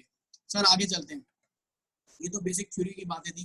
अच्छा सर, ऐसा भी हो सकता है मिसाल के तौर पे, आप सबको पता है कि किसी भी कंपनी में यूजुअली जो है ऑडिटर्स के नाम की रिकमेंडेशन जो होती है ना, वो बोर्ड ऑफ डायरेक्टर्स ही देते हैं, क्योंकि obviously board of directors he company के अफेयर्स को देख रहे होते हैं और वो डे टू डे मैटर्स में मैनेजमेंट के साथ इन्वॉल्व होते हैं यूजुअली, ठीक है ना। अच्छा सर, ऐसा भी हो सकता है कि एक फॉर एग्जांपल एक मेजॉरिटी शेयर होल्डर है कंपनी के, फॉर एग्जांपल मिस्टर ए है, कोई एक एबीसी कंपनी है, उसके एक मेजॉरिटी शेयर होल्डर है मिस्टर ए, यानी 10% शेयर होल्डिंग होती है, तो बहुत बड़ी बात होती है। सर इनके पास नोटिस आया 21 दिन पहले का, notice of AGM of the company इन्होंने रिसीव किया इस कंपनी का, जिसमें प्रपोज्ड ऑडिटर का नाम जो था ना XYZ&Co आ रहा था। सर XYZ&Co का नाम देख के ना मिस्टर ए की हट गई। मिस्टर ए ने कहा नहीं, ये फर्म जो है ना, ये फर्म मेरी कंपनी की ऑडिटर नहीं हो सकती। अब सर सवाल ये है, ये क्या ये एजीएम में जाके शोर मचाएगा? एजीएम में जाके जब एजीएम स्टार्ट होगी तो जाके शोर मचाएगा कि नहीं, मैंने ऑडिटर अपॉइंट नहीं होने देना, मैं तो फला पर्सन को चाह रहा था कि यार ये फला पर्सन जो है ना ऑडिटर अपॉइंट हो जाए। तो sir in that case company, आपका कंपनी एक्ट जो है वो बेसिकली उन मेंबर्स के लिए जो कि 10% या उससे ज्यादा की मेजॉरिटी शेयर होल्डिंग रखते हैं, उनको एक प्रिविलेज दे रहे हैं, उनको एक राइट दे रहे हैं कि अगर वो जो प्रपोज ऑडिटर है, जो कि डायरेक्टर ने जिनके नेम प्रपोज किए हैं, इनसे वो सहमत नहीं है और वो अपनी मर्जी का कोई ऑर्डर लाना चाहते हैं कंपनी में, तो ऐसे इंडिविजुअल को चाहिए कि वो 7 डेज बिफोर, यानी एजीएम की डेट से 7 दिन बिफोर, 7 डेज बिफोर वो एक नॉमिनेशन नोटिस कंपनी को सर्व करेंगे, जिसमें वो अपनी मर्जी का ऑडिटर जो है उसका नाम बताएंगे कि भाई मैं ये कहता हूँ कि XYZ की जगह PQR इनको चार्टर्ड अकाउंटेंट्स ऑडिटर होने चाहिए। ये मेरी राय है, मैं मिस्टर ए हूँ, 10% शेयर होल्डर हूँ, ये मेरी राय है कि PQR के XYZ की जगह PQR इनको चार्टर्ड अकाउंटेंट्स ऑडिटर्स होने चाहिए। तो सर ये नॉमिनेशन नोटिस जो है ना, mister A 7 days before the date of the AGM company को सर्व करेंगे, 7 days before the AGM date company को सर्व करेंगे। और सर फिर कंपनी क्या करेगी? कंपनी इस नोटिस को, ये जो नॉमिनेशन नोटिस मिस्टर ए ने सर्व किया है, इस नॉमिनेशन नोटिस को रिटायरिंग ऑडिटर को देगी, जो प्रीवियस ऑडिटर होगा जो रिटायर हो रहा होगा, हो सकता है वो XYZ ही इनको, इसके अलावा भी वो कोई और हो सकता है। और सर बड़ी बात ये कि उसको उस नोटिस को 2 डेज बिफोर उस नोटिस को अपने वेबसाइट पे भी पोस्ट करेगी, वेबसाइट पे भी इस नॉमिनेशन नोटिस को पोस्ट किया जाएगा। यानी ये नॉमिनेशन नोटिस जो है वो रिटायरिंग ऑडिटर को भी दिया जाएगा, रिटायरिंग ऑडिटर को भी पास भी जाएगा और वेबसाइट पे भी पोस्ट होगा। ये सर कौन करेगी? ये कंपनी करेगी। सर क्यों सर? इसकी वजह ये है कि दूसरे जो तमाम मेंबरान हैं उनको भी तो पता लगे कि एक 10% वाला मेजॉरिटी शेयर होल्डर जो है, एक अच्छी खासी परसेंटेज रखने वाला शेयर होल्डर, वो डिसएग्री कर रहे हैं डायरेक्टर्स की रिकमेंडेशन से और वो फला ऑर्डर को अपॉइंट करवाना चाह रहा है, तो वो फला ऑर्डर का नाम तमाम मेंबरान को एजीएम की मीटिंग, एजीएम से स्टार्ट होने से पहले पता लग जाए। अब सर होगा ये कि एजीएम में ये दोनों ऑडिटर्स के नाम कंसीडरेशन में आएंगे, यानी जब एजीएम होगी एक्चुअली, तो ये दोनों नाम जो है PQR एंड XYZ, ये दोनों ऑडिटर्स के नाम जो है तमाम मेंबरान के सामने होंगे, कोरम मौजूद होगा और फिर इन दोनों के दरमियान जो है फाइनल फैसला हो जाएगा कि कौन ऑडिटर अपॉइंट होना चाहिए। देखो नॉमिनेशन नोटिस देने का फायदा ये हुआ कि जो तमाम दूसरे मेंबरान थे उनको ये पता लग गया कि यार दूसरा ऑडिटर जो है, मिस्टर ए जो है, वो दूसरा ऑडिटर अपॉइंट करना चाह रहे हैं और यहाँ पे ऑर्डर के अपॉइंटमेंट से रिलेटेड कुछ डिसएग्रीमेंट है between management and between majority share holder. ठीक है यार, ये याद रहेगा यार, ये बड़ा एग्जामिनर का ना इंटरेस्टेड, बड़ा फेवरेट एरिया रहा है, वो बड़ा सिनेरियो बना के तुमसे पूछता है। तो ये मैं तुम लोगों को टाइमलाइन बना के, मैं देखो मैं लॉ जो है ना एकदम डायरेक्टली नहीं पढ़ देता, मैं तुम लोगों के सामने ना पहले सिनेरियो रखता हूँ कि बेसिकली वजह क्या है। तो वजह यहाँ पे ये थी कि एक मेजॉरिटी शेयर होल्डर का, एक अच्छे खासे शेयर होल्डर का डिसएग्रीमेंट था with regard to the proposed auditor. ये बेसिकली बेसिस थी जिसकी वजह फिर आगे जाके हमने देखी कि जिसके लिए नॉमिनेशन नोटिस की जो है वो गुंजाइश निकाली गई। 7 दिन पहले हमने वो नॉमिनेशन नोटिस देना है, और ताकि तमाम जितने दूसरे मेंबर्स हैं उनको पता लग जाए, वेबसाइट पे भी पोस्ट हो जाए, और फिर आखिरी दिन जब एजीएम होगी तो इन दोनों के दरमियान डिसाइड कर लेंगे मेंबर्स के कौन ऑडिटर्स होने चाहिए। ठीक है बच्चों, इससे रिलेटेड कोई सवाल है तो पूछ लो। ये बड़ा फेवरेट तुम्हारे एग्जामिनर का एरिया रहा है, और तुम्हारा एग्जामिनर अच्छा खासा पूछता है इससे। तुम लोगों का कोई सवाल है तो पूछो, वरना फिर आगे बढ़ते हैं।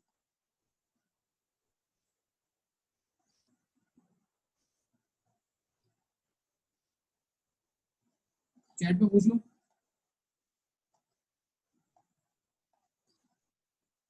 क्लियर है? आगे चले।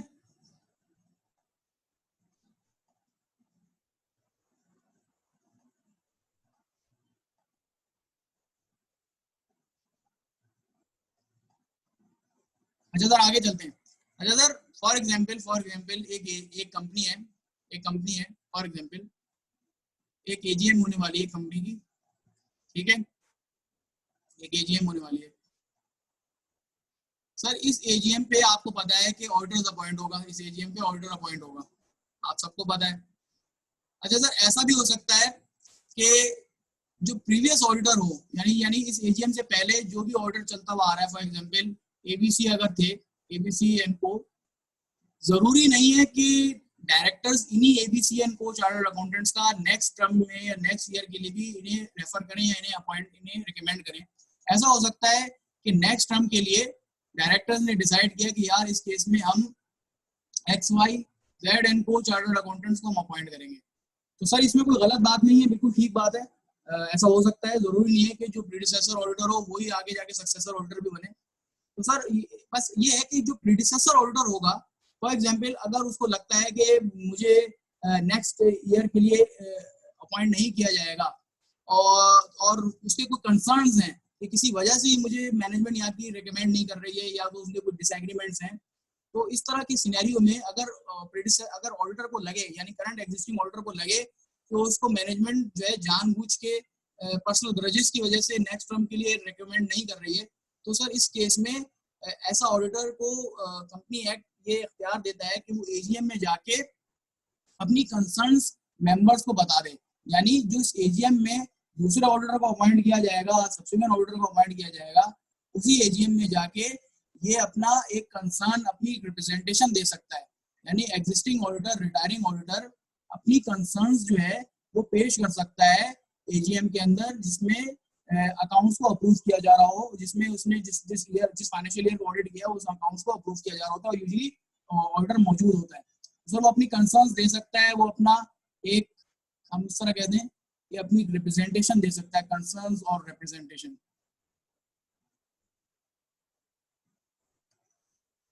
जो रिटायरिंग ऑडिटर है वो अपनी कंसर्न्स और अपनी रिप्रेजेंटेशन प्रेजेंट कर सकता है एजीएम के अंदर, अगर उसको लगता है कि उसे नेक्स्ट टर्म के लिए अपॉइंट नहीं किया जाएगा, या उसके कुछ कंसर्न्स हैं जिनको वो मेंबर्स तक कम्युनिकेट करना चाहता है, तो वो एक सर वो एजीएम के अंदर अपनी रिप्रेजेंटेशन दे सकता है। ये उसका राइट है यार, ये इसका राइट है। अगर तुमसे कोई सवाल पूछे कि भाई रिटायरिंग ऑडिटर का सबसे बड़ा राइट क्या है, आप ये कहेंगे कि रिटायरिंग ऑडिटर का सबसे बड़ा राइट ये है कि जिस एजीएम में उसके अकाउंट्स अप्रूव हो रहे हैं, जिसका उसने ऑडिट किया है, उस एजीएम में वो उस एजीएम में वो एक रिप्रेजेंटेशन दे सकता है, वो अपनी कंसर्न दे सकता है मेंबर्स को। अच्छा सर, ये जो कंसर्न होगी, ये जो रिप्रेजेंटेशन होगी, ये ऐसा नहीं होगा कि एकदम वो आखिरी दिन एजीएम में आके वो रीड आउट करेगा, नहीं सर, वो एटलीस्ट 2 दिन पहले ना इस कंसर्न्स को, इस रिप्रेजेंटेशन को सर वो बताएगा कंपनी को पहले कम्युनिकेट करेगा इन राइटिंग फॉर्म। पर ऐसा नहीं होगा कि आखिरी दिन जाके सब एजीएम में सब मेंबर्स के आगे जाके अपना रोना धोना शुरू कर दे, ऐसा नहीं होगा। राइट है उसका, तो जाके रीड आउट कर सकता है अपनी रिप्रेजेंटेशन को, लेकिन at least 2 days before that AGM वो कंसर्न्स, वो रिप्रेजेंटेशन उसने कंपनी को कम्युनिकेट करनी है इन राइटिंग फॉर्म में। ठीक है सर। अच्छा सर, ये कंसर्न्स जो होंगी रीड आउट की जाएंगी एजीएम में, और उसके लिए जरूरी होगा इस ऐसे ऑडिटर को जिसको कंसीडर नहीं किया जा रहा है नेक्स्ट टर्म के लिए, कि वो इस एजीएम में आके फिजिकली बैठे। तो सर ये उसके राइट है। सर अगर पूछा जाए कि right of the retiring auditor क्या है, तो सर हम ये कहेंगे कि पहला राइट ये है कि जो उसकी रिप्रेजेंटेशन है, अगर उसने इनकेस रिप्रेजेंटेशन दी है तो वो रिप्रेजेंटेशन रीड आउट की जाएगी एजीएम में, पहला राइट। दूसरा राइट ये है कि वो एजीएम को अटेंड करेगा, he shall attend the AGM in person. या तो नंबर 1 के रिप्रेजेंटेशन देगा, he shall present the representation, right to make representation first right, and to attend the representation, attend the meeting in person. Sir ये 2 right हो गए। अगर आपसे सवाल आ जाए कि रिटायरिंग ऑडिटर्स के राइट्स क्या है तो आप लिख लेंगे, तो बहुत सिंपल सी बात है, आप बहुत आसानी से लिख सकते हैं रिटायरिंग ऑडिटर्स के राइट।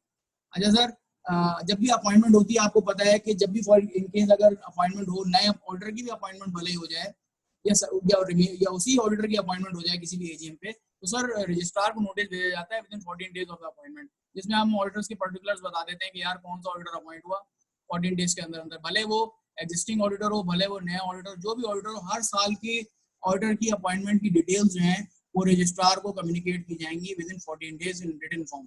सर ठीक है, यहाँ तक अगर कोई सवाल है तो बच्चा मुझसे कोई भी सवाल है तो पूछ सकता है। सलमान तुम्हारा अगर कोई सवाल है तो पूछ लो।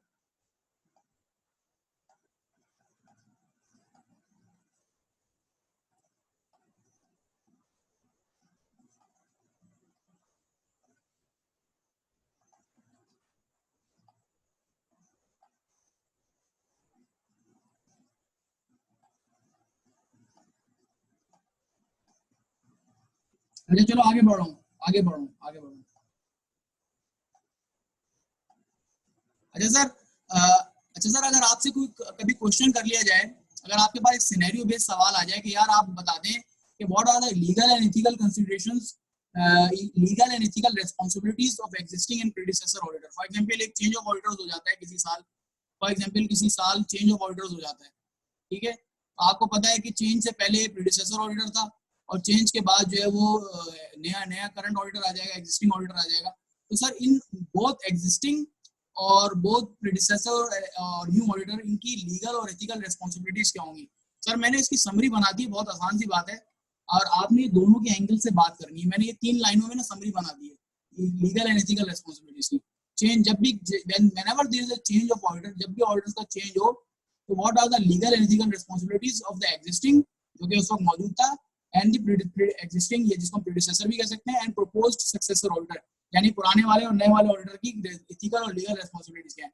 तो सबसे पहली रिस्पांसिबिलिटी ये है कि जो नया ऑडिटर आएगा, इनकमिंग ऑडिटर होगा, he has to obtain professional clearance from the predecessor auditor, और प्रीडिसेसर ऑडिटर को उसकी रिस्पांसिबिलिटी है कि वो रिप्लाई करेगा, उसकी रिस्पांसिबिलिटी है कि प्रीडिसेसर ऑडिटर को, एग्जिस्टिंग ऑडिटर को रिप्लाई करना है, he has to reply to the professional clearance। अच्छा सर, अगर इन दोनों के दरमियान प्रोफेशनल क्लियरेंस पे कोरेस्पोंडेंस नहीं हो पाती है तो फिर हम वो जाके कोड ऑफ एथिक्स में देखेंगे इन दैट केस क्या करना है। यहाँ तो सर हमने बुनियादी बात की कि there must be professional clearance and the which the new auditor has to seek from the predecessor auditor, and predecessor auditor has to reply to the existing auditor, must है उसके लिए कि वो रिप्लाई करे। सर पहला हो गया। दूसरा ये है कि इन केस अगर जो आपका प्रीडिसेसर ऑडिटर है वो कोई अपनी रिटन कंसर्न्स देता है, रिप्रेजेंटेशन भेजता है, रिप्रेजेंटेशन प्रेजेंट करता है एजीएम के अंदर, जिसमें उसे कंसीडर नहीं किया जा रहा होता और दूसरे ऑडिटर को कंसीडर किया जा रहा होता है, अगर ऐसी कोई रिप्रेजेंटेशन पेश करता है वो एजीएम में, तो सर उसकी कॉपी जो है उसने 2 दिन पहले कंपनी को देनी है, जो कि हमने पहले देखा था। यानी ऐसी रिप्रेजेंटेशन की, सच रिप्रेजेंटेशन की कॉपी उसने कंपनी को 2 दिन पहले देनी है। सर सिर्फ कंपनी को नहीं देनी, इसकी कॉपी जो है ऐसी रिप्रेजेंटेशन की कॉपी आईकैप को भी देनी है। किसने सर? प्रीडिसेसर ऑडिटर ने। किसने? प्रीडिसेसर ऑडिटर ने उस कॉपी की, उस रिप्रेजेंटेशन की कॉपी ना सिर्फ कंपनी को देनी है 2 दिन पहले, बल्कि आईकैप को भी देनी है और जो नया इनकमिंग ऑडिटर आ रहा है उसको भी देनी है। यानी कहने का मतलब ये है कि जो कॉपी ऑफ रिप्रेजेंटेशन है जिसमें वो अपनी कंसर्न शो कर रहा है कि मुझे क्यों नहीं कंसीडर किया जा रहा या ये मेरी कंसर्न है रिगार्डिंग द कंपनी, वो कंसर्न जो है वो कंपनी को 2 दिन पहले रिटन फॉर्म में देगा। ना सिर्फ कंपनी को देगा, आईकैप को भी सेंड करेगा, और ना सिर्फ आईकैप को सेंड करेगा, नए ऑडिटर को भी सेंड करेगा। अच्छा सर, जो ये नया इनकमिंग ऑडिटर होगा ना, इसकी भी ये रिस्पॉन्सिबिलिटी बनती है कि वो इस प्रीडिसेसर ऑडिटर से जाके उससे मांगे कि यार अगर तुम्हारे पास कोई रिप्रेजेंटेशन है, तुम्हारे अगर कोई तहफ्फुज़ात हैं, तो यार ये तहफ्फुज़ात मुझे बताओ, क्योंकि मैं अब तुम्हारी जगह आ रहा हूँ और मुझे भी इन तहफ्फुज़ात से आगाह होना चाहिए। तो सिर्फ प्रीडिसेसर ऑडिटर या आउटगोइंग ऑडिटर की रिस्पॉन्सिबिलिटी नहीं है, इनकमिंग ऑडिटर की भी रिस्पॉन्सिबिलिटी है कि वो कॉपी ऑफ रिप्रेजेंटेशन ऑब्टेन करे from the predecessor auditor. Sir ये भी बात समझ में आ गई। सर तीसरी बात ये है कि फॉर एग्जांपल अच्छा सर, हमने जो पहले दो केसेस अभी डिस्कस किए, प्रोफेशनल क्लियरेंस के और कॉपी ऑफ रिप्रेजेंटेशन की, यहाँ हमने ये अज्यूम किया था कि प्रीडिसेसर ऑडिटर ने अपनी टर्म पूरी कंप्लीट की थी। सर ऐसा भी तो हो सकता है कि प्रीडिसेसर ऑडिटर को मिड टर्म रिमूव किया जा रहा हो, यानी उसने उसके ऐसे इख्तलाफात कंपनी से हो गए हों कि डायरेक्टर्स ने और मेंबर्स ने ये डिसाइड किया कि भाई स्पेशल रेजोल्यूशन करके जान छुड़ाओ इस ऑडिटर से, यानी mid term approval, mid term removal की बात हो रही है। सर फॉर एग्जांपल अगर मिड टर्म रिमूवल हो जाता है, मैं तुम्हें ना ये चार्ट बना के बता रहा हूँ, बहुत आसान हो जाएगा तुम्हारे लिए। फॉर एग्जांपल एक एग्जिस्टिंग ऑडिटर है एबीसीएन कंपनी, एबीसीएन को चार्टर्ड अकाउंटेंट एक एग्जिस्टिंग ऑडिटर है किसी भी कंपनी का। यूजुअली इनकी टर्म जो थी वो नेक्स्ट ईयर की एजीएम तक थी, लेकिन क्या हुआ यार, बीच में इनके कुछ मसाइल हो गए, तहफ्फुज़ात आ गए, एक दूसरे से इख्तलाफात आ गए, और मेंबर्स ने डिसाइड किया कि यार स्पेशल रेजोल्यूशन करके इन ऑडिटर्स को किक आउट कर देते हैं। सर बिल्कुल ऐसे किया, मेंबर्स ने स्पेशल रेजोल्यूशन लिया और इन ऑडिटर्स को किक आउट कर दिया। सर जब इन ऑडिटर्स को किक आउट कर दिया तो आपको पता है कि अब इनकी जगह जो दूसरा ऑडिटर आएगा ना, उसे एससीसीपी अपॉइंट करेगी,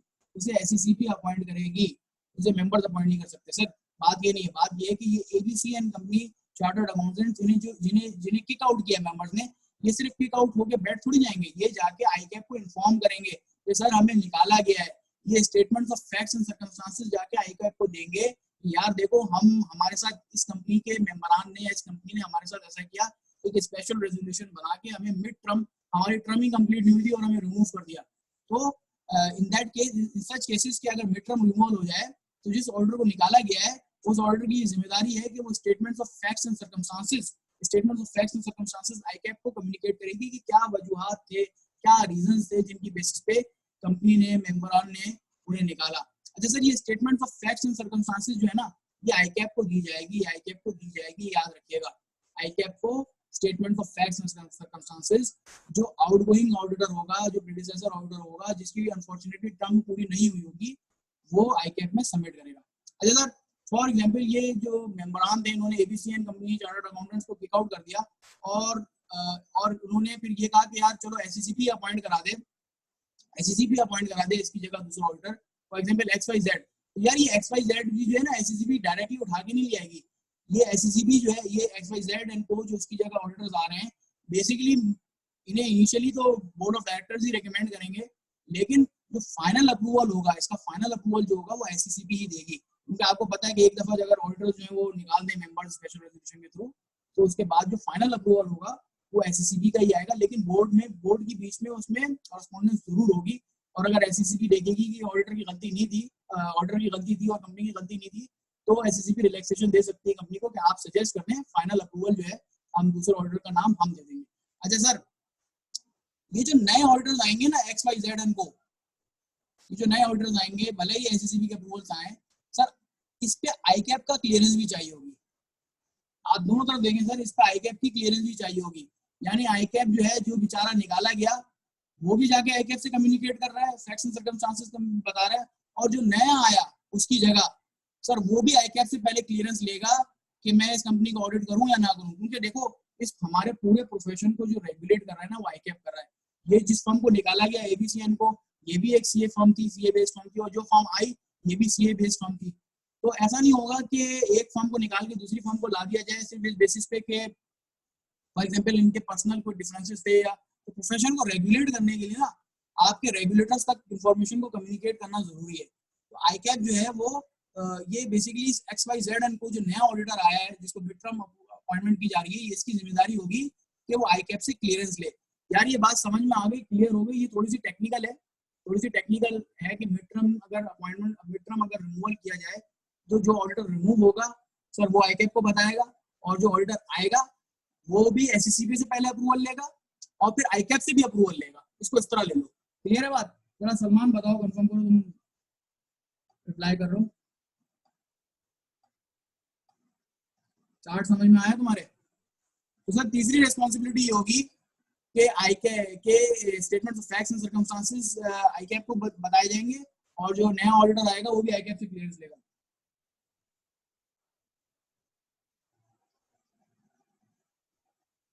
सलमान, तुम्हारा सवाल ये है कि अगर if an auditor resigns at AGM then there is no need to appoint auditor by SCCP. देखो यार, एजीएम पे तो रिजाइन का सवाल ही नहीं है ना, एजीएम पे तो उसकी टर्म खत्म हो गई, सवाल सही नहीं है ना।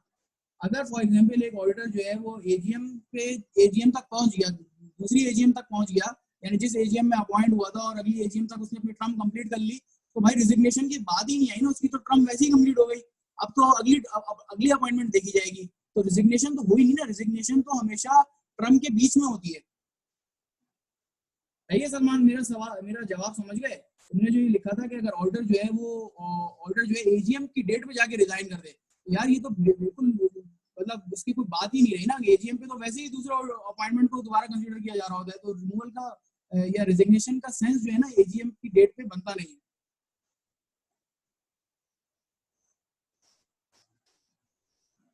यार अगर देखो मिड टर्म, तुम्हारा सवाल जो है उसमें तुम ये कह रहे हो कि मिड टर्म जो है रिमूवल नहीं हुई, और मिड टर्म रिमूवल नहीं हुई और एजीएम पे ही अगर ऑर्डर अपॉइंट हुआ, तो फिर ये तो मिड टर्म वाला फिर ये तो सिनेरियो ही नहीं रहा ना, फिर तो बात ही नहीं, हम ये बात नहीं करेंगे।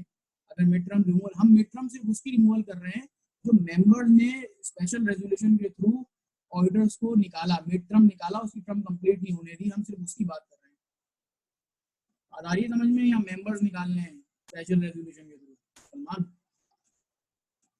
क्लियर है?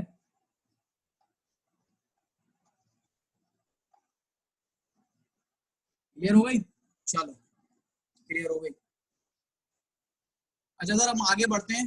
यार ये जो केसेस है ना डिस्क्वालिफिकेशन के, एक्चुअली ये है, ये तुम्हारा मेन एरिया है जहाँ से तुम्हारा एग्जामिनर जो है ना डिटेल में काफी चीजें पूछता है, और इस एरिया से ना सवाल बहुत डिटेल में आते हैं, सिनेरियो बेस्ड है, और इतना इतना मुश्किल नहीं है ये, लेकिन अनफॉर्चुनेटली लड़के जो है ना इसको सही अटेम्प्ट नहीं कर पाते। अच्छा मैंने रिसेंट जो पास पेपर कराया था ना उसमें भी इससे ऑडिटर्स की अपॉइंटमेंट से रिलेटेड आए थे यार।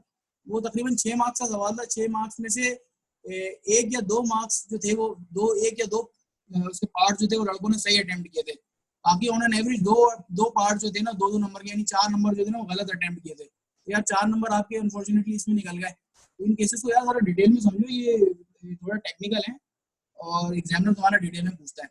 चलो यार इसे स्टार्ट करते हैं। अच्छा सर अभी तक जो हमने ना एलिजिबिलिटी के बारे में पढ़ा, एलिजिबिलिटी क्या है, कोर्स ऑफ एक्शन क्या होना चाहिए, अपॉइंटमेंट से रिलेटेड कौन अपॉइंट कर सकता है, कौन रिमूव कर सकता है, बेसिक बेसिक बातें पढ़ी। सर जो मेन बात आई है ना अब, सर वो आई है डिस्क्वालिफिकेशन की, कि कौन ऑडिटर नहीं हो सकता, कौन ऑडिटर कंपनी का नहीं हो सकता, कौन ऑडिटर कंपनी का नहीं हो सकता। सर हम बेसिकली डिस्क्वालिफिकेशन पढ़ने जा रहे हैं। सर ये बेसिकली 10 डिस्क्वालिफिकेशन है, और ये हम कंपनी के एंगल से बात कर रहे हैं क्योंकि हम कंपनीज एक्ट पढ़ रहे हैं, कंपनी के एंगल से बात कर रहे हैं। यानी कंपनी एक्ट कंपनी को ये कह रही है कि यार तुम इन बंदों को एज एन ऑडिटर अपॉइंट नहीं कर सकते, यानी इन ये 10 डिस्क्वालिफिकेशंस बता रहा है, मैंने हाईलाइट कर दिया है, ये 10 डिस्क्वालिफिकेशंस हैं ए से लेके। सर हर वो person a company can not appoint या none of the following person shall be appointed as an auditor of the company, यानी कंपनी के एंगल से बात की जा रही है, मैं लिख देता हूँ कंपनी के एंगल से। सर हर वो बंदा या हर वो शख्स ऑडिटर अपॉइंट नहीं हो सकता। पहला केस सर जो के जो के करंटली हु इज और was at any time during the preceding 3 years employee director और other officer of the company. Sir ये कह रहा है कि हर वो शख्स जो कि डायरेक्टर ऑफिसर और एम्प्लॉय है कंपनी का, मौजूदा या पिछले 3 सालों में किसी भी वक्त, मौजूदा या पिछले 3 सालों में किसी भी वक्त एम्प्लॉय डायरेक्टर और officer such a person can not be appointed as auditor of the company. मिसाल के तौर पर फॉर एग्जांपल एक कंपनी है, मिस्टर एक्स जो है उसके डायरेक्टर हैं, फर्ज करो करंट डायरेक्टर हैं, तो मिस्टर एक्स जो है वो क्वालिफाइड चार्टर्ड अकाउंटेंट है, तो क्या मिस्टर एक्स जो है वो अपनी खिदमत as a chartered accountant present कर सकते हैं कंपनी को? नहीं सर, नहीं, डिस्क्वालीफाइड है। क्यों? कंपनी एक्ट कह रही है। अच्छा सर मिस्टर एक्स जो थे ना वो पिछले 3 सालों में जो थे वो कंपनी के डायरेक्टर थे, क्या अभी भी वो ऑडिटर अपॉइंट हो सकते हैं? नहीं, नहीं सर, पिछले 3 साल पूरे कंपनी में। सर अगर वो चौथे साल तक 4 ईयर हो, 4th ईयर पहले वो कंपनी के डायरेक्टर थे, सीएफओ थे, और करंटली कुछ भी डायरेक्टर नहीं है, तो सर क्या अपॉइंट हो सकते हैं? हाँ पे ऑडिटर अपॉइंट हो सकते हैं अगर उनके 3 साल कंप्लीट हो गए हों और वो कंपनी से एफिलिएटेड ना हो करंटली, तो वो एज एन ऑडिटर अपॉइंट हो सकते हैं, प्रोवाइडेड दैट कि क्वालिफिकेशंस का क्राइटेरिया मीट हो। क्वालिफिकेशन का क्राइटेरिया तुम्हें जरूर मीट करना है। अच्छा सर पहला केस था सिंपल था, दूसरे केस में आ जाए। सर हर वो शख्स एज एन ऑडिटर अपॉइंट नहीं हो सकता कंपनी का जो कि पार्टनर है, who is in partner of और in the employment of a director officer of employee of the company, यानी हर वो शख्स जो कि डायरेक्टर ऑफिसर और एम्प्लॉय ऑफ द कंपनी का डायरेक्टर है, मौजूदा डायरेक्टर, करंट एम्प्लॉय का डायरेक्टर, करंट एम्प्लॉय डायरेक्टर और ऑफिसर, इनका पार्टनर है या इनकी एम्प्लॉयमेंट में, तो सर वो पर्सन भी एज एन ऑडिटर अपॉइंट नहीं हो सकता। सर यहाँ हम बात कर रहे हैं एम्प्लॉयमेंट करंट है, मौजूदा एम्प्लॉय का, मौजूदा डायरेक्टर का, मौजूदा ऑफिसर का पार्टनर या उसका कोई उसकी एम्प्लॉयमेंट में बंदा हो, वो एज एन ऑडिटर अपॉइंट नहीं हो सकता। सर इसकी वजह क्या है यार? इसकी वजह जो है ना, ऑडिटर के ऊपर ऑडिटर को इंडिपेंडेंस चाहिए होती है। और अगर फॉर एग्जांपल ऑडिटर जो है वो कंपनी के डायरेक्टर का अगर एम्प्लॉय होगा तो वो घंटा ऑडिट करेगा, वो तो बिल्कुल भी नहीं कर सकता, वो तो इसके इन्फ्लुएंस में आ जाएगा। और डायरेक्टर जो है वो उसको प्रेशराइज करेगा कि भाई आप ऑडिट रिपोर्ट हमारी मर्जी से साइन करें, जो भी फ्रॉड्स और एरर्स हैं उनको हाईलाइट ना करें। तो ऑडिटर के लिए इंडिपेंडेंस जो है वो बहुत जरूरी होती है। ठीक है सर। मौजूदा डायरेक्टर है, मैं दोबारा लिख देता हूँ करंट। यार देखो यहाँ पे ना एक सवाल आया था पास पेपर में, सवाल आया था कि मिस्टर एक्स जो थे वो एम्प्लॉय, मिस्टर फॉर एग्जांपल कोई भी पर्सन जो था वो पास्ट पार्टनर था, यानी करंट पार्टनर नहीं था। हैड बीन एक फॉर एग्जांपल मिस्टर, मैं बल्कि स्लाइड बना दूं, मिस्टर एक्स हैं, वो कंपनी के पास्ट डायरेक्टर थे,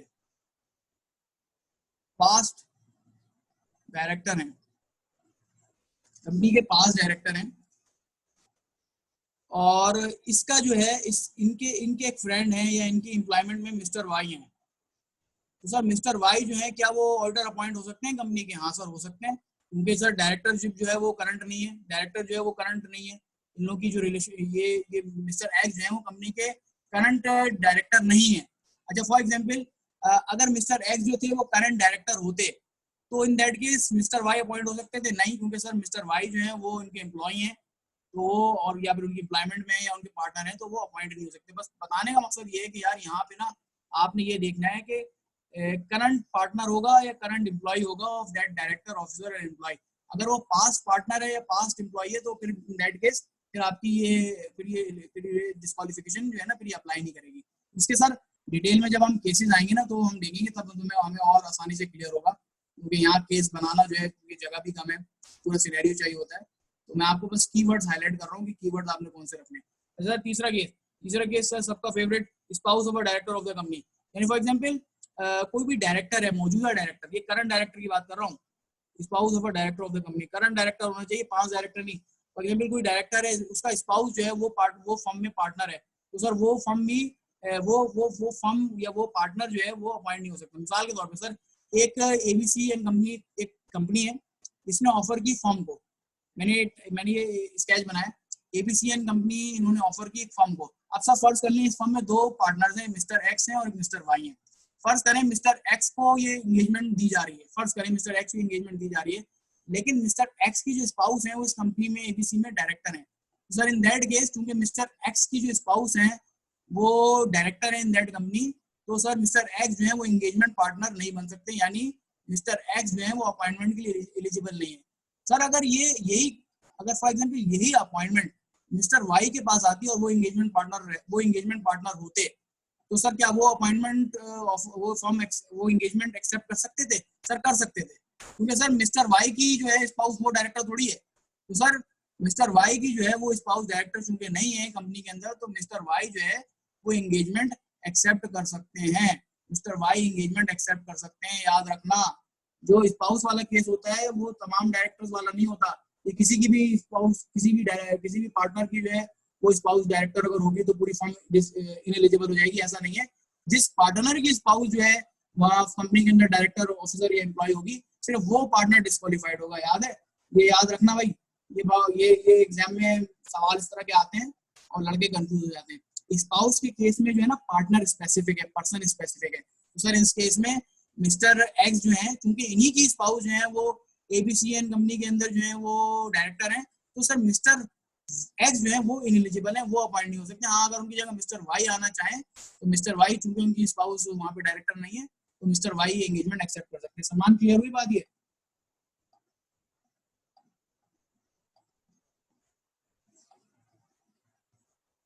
चलो अच्छा सर, चौथा केस। सर हर वो शख्स जो कि इंडेप्टेड है कंपनी को, यानी वो जो कि कर्जदार है कंपनी को, जिसने कंपनी से पैसे लिए हुए हैं, लेकिन other then in the ordinary course of business, यानी मतलब कि हर वो शख्स जो कि कंपनी से इंडेप्टेड है, यानी कंपनी के से कुछ उसने कर्ज लिया हुआ है, लेकिन कंपनी का वो ऑर्डिनरी कोर्स ऑफ बिजनेस ना हो।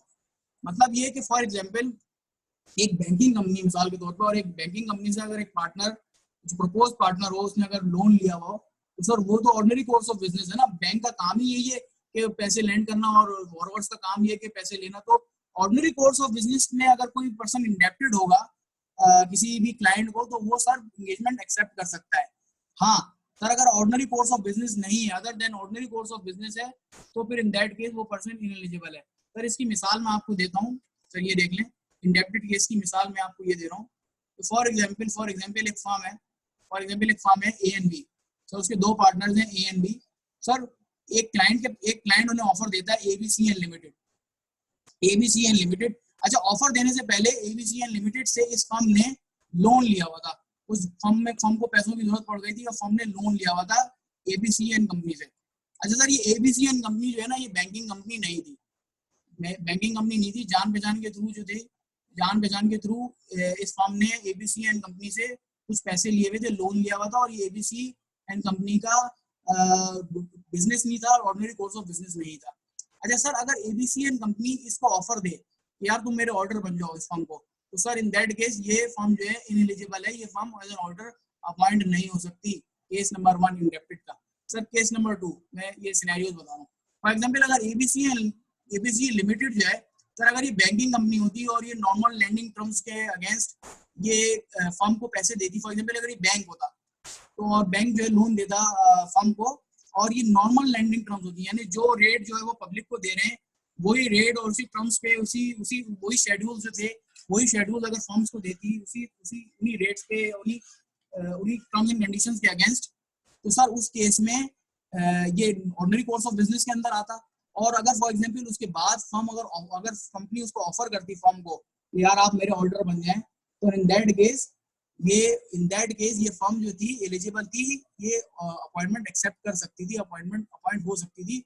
यानी ऑर्डिनरी कोर्स ऑफ बिजनेस में रहते हुए अगर क्लाइंट से आपकी कोई रिलेशंस हैं, फॉर एग्जांपल आपने लोन लिया हुआ है या अगर आप बिजनेस कर रहे हैं और वो ऑर्डिनरी कोर्स ऑफ बिजनेस के अंदर रहते हुए है, तो इन दैट केस आप उस क्लाइंट के या उस ऑर्गेनाइजेशन के ऑडिटर भी बन सकते हैं। ठीक है सर। अच्छा सर, तीसरा केस।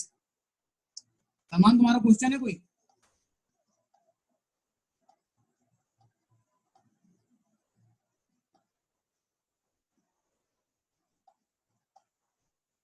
अच्छा सर, तीसरा केस देख लें। तीसरा केस ये है कि फॉर एग्जांपल ये इंडेप्टेड का केस बता रहा हूँ। फॉर एग्जांपल अगर एक फर्म है, ठीक है, ये एबीसी स्टेशनरीज लिमिटेड है।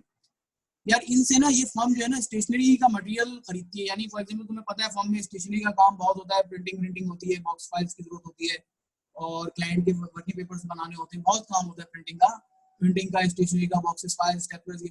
तो स्टेशनरी का मटेरियल है, फॉर एग्जांपल एक फर्म है, वो एबीसीएन कंपनी स्टेशनरी से रेगुलर बेसिस पे स्टेशनरी का मटेरियल खरीदती है उधार पे। तो इसका मतलब ये है कि ये फर्म जो है इनके लेजर्स में पेबल खड़ा हुआ होगा, यानी ये फर्म जो है एबीसी स्टेशनरीज लिमिटेड के अगेंस्ट इनका पेबल खड़ा हुआ है, तो ये फर्म इंडेप्टेड है एबीसी स्टेशनरीज लिमिटेड को। सही है सर, कोई ऐसी बात नहीं है, इंडेप्टेड है, लोन नहीं है, माल उधार पे लिया हुआ है लेकिन लोन नहीं लिया हुआ, लेकिन इंडेप्टेड तो कहलाएगी ना यार, पैसे तो देने हैं, यानी पेबल खड़ा हुआ है।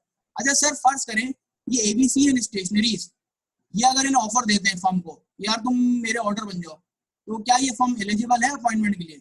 सर बिल्कुल एलिजिबल है, क्योंकि एबीसी स्टेशनरीज जो है वो अपनी स्टेशनरीज मंगा रही थी, इन्हें सप्लाई कर रही है, जो इनका ऑर्डिनरी कोर्स ऑफ बिजनेस है उसी में रहते हुए वो फर्म को माल सप्लाई कर रही है, तो ये कोई इसमें गलत बात नहीं है। हाँ बस आपको ये मेक श्योर करना है कि अमाउंट जो है, जो मैग्नीट्यूड है सप्लाई का, ये बहुत ज्यादा नहीं होना चाहिए, वरना फिर सेफ गार्ड अप्लाई करने पड़ेंगे as per code of ethics. वो कोड ऑफ एथिक्स की बात आ जाएगी, लेकिन अगर हम सिर्फ कंपनी एक्ट की बात करें तो कंपनी एक्ट में रहते हुए क्योंकि ऑर्डिनरी कोर्स ऑफ बिजनेस है, तो फर्म अपॉइंटमेंट के लिए एलिजिबल है, यानी स्टेशनरी लिमिटेड अपनी सप्लाई भी इनसे बिजनेस रिलेशनशिप भी कंटिन्यू रखेगी, फर्म इससे इंडेप्टेड भी रहेगी, और इंडेप्टेड के होते हुए बावजूद भी ये फर्म एलिजिबल है अपॉइंटमेंट के लिए। सर ये बात समझ में आ गई? क्लियर करो यार मुझे चैट पे।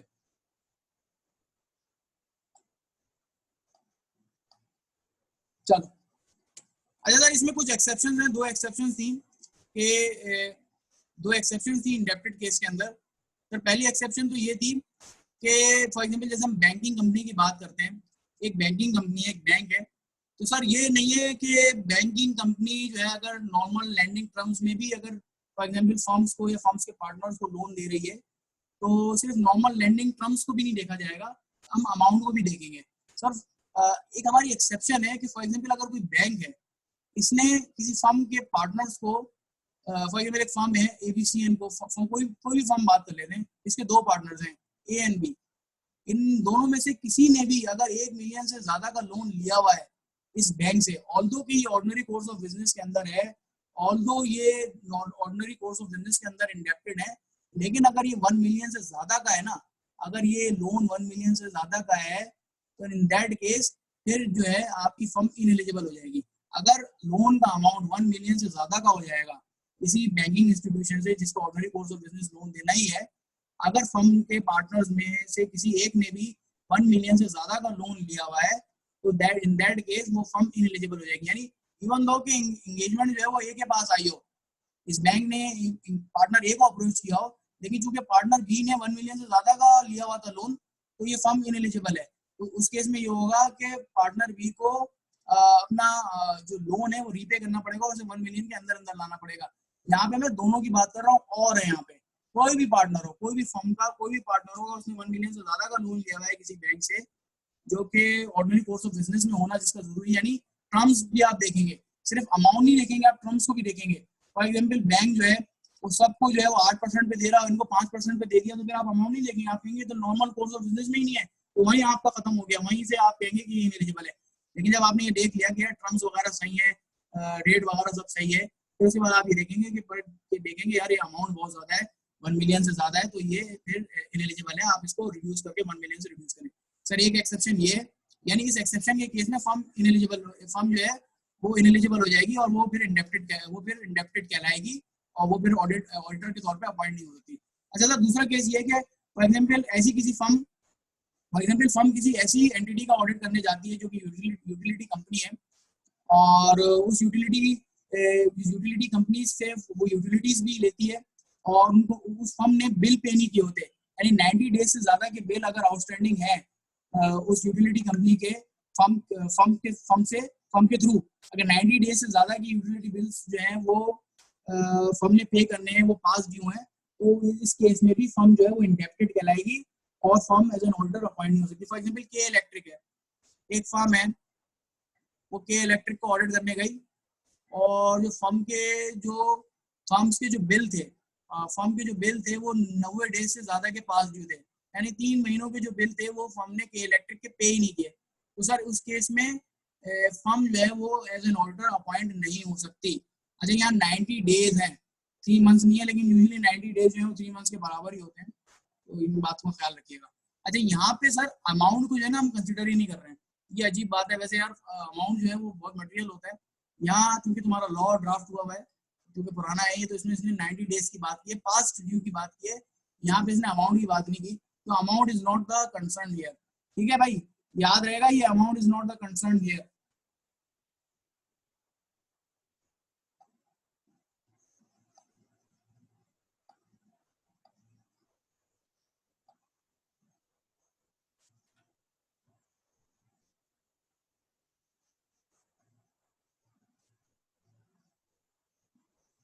हाँ भाई तमाम फर्म इनएलिजिबल हो जाएगी, मैं दोबारा रिपीट कर देता हूँ।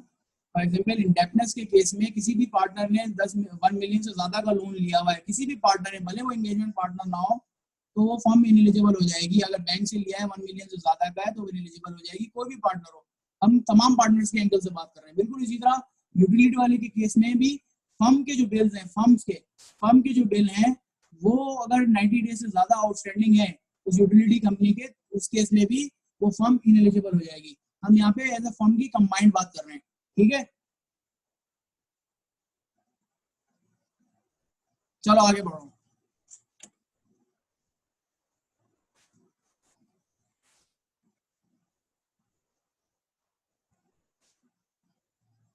अच्छा सर बिल्कुल इसी तरह हर वो पर्सन जिसने गारंटी दी है with respect to indebtedness of any third person, ठीक है, with respect to indebtedness of any third person to a company shall not be eligible for appointment. For example अगर कोई थर्ड पर्सन है, मैं मिसाल देता हूँ, ये यहाँ पे गारंटी की मिसाल दी है।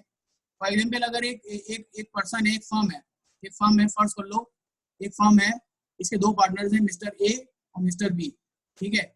एक कोई मिस्टर एक्स है, इन्होंने कंपनी एबीसी एंड कंपनी से लोन लिया है। अभी मैं इस्टेब्लिश कर रहा हूँ थर्ड पर्सन की बात। मिस्टर ए जो है, मिस्टर एक्स जो है ना, ये थर्ड पर्सन है।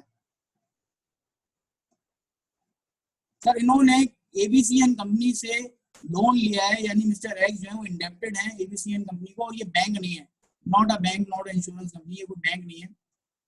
और तो ये इसका मतलब ये कि मिस्टर एक्स ने मिस्टर ए बी सी से जो लोन लिया है ऑर्डिनरी कोर्स ऑफ बिजनेस में नहीं लिया। यहाँ तक बात स्टैब्लिश हो गई। अभी फर्म की कोई जिक्र नहीं हो रहा।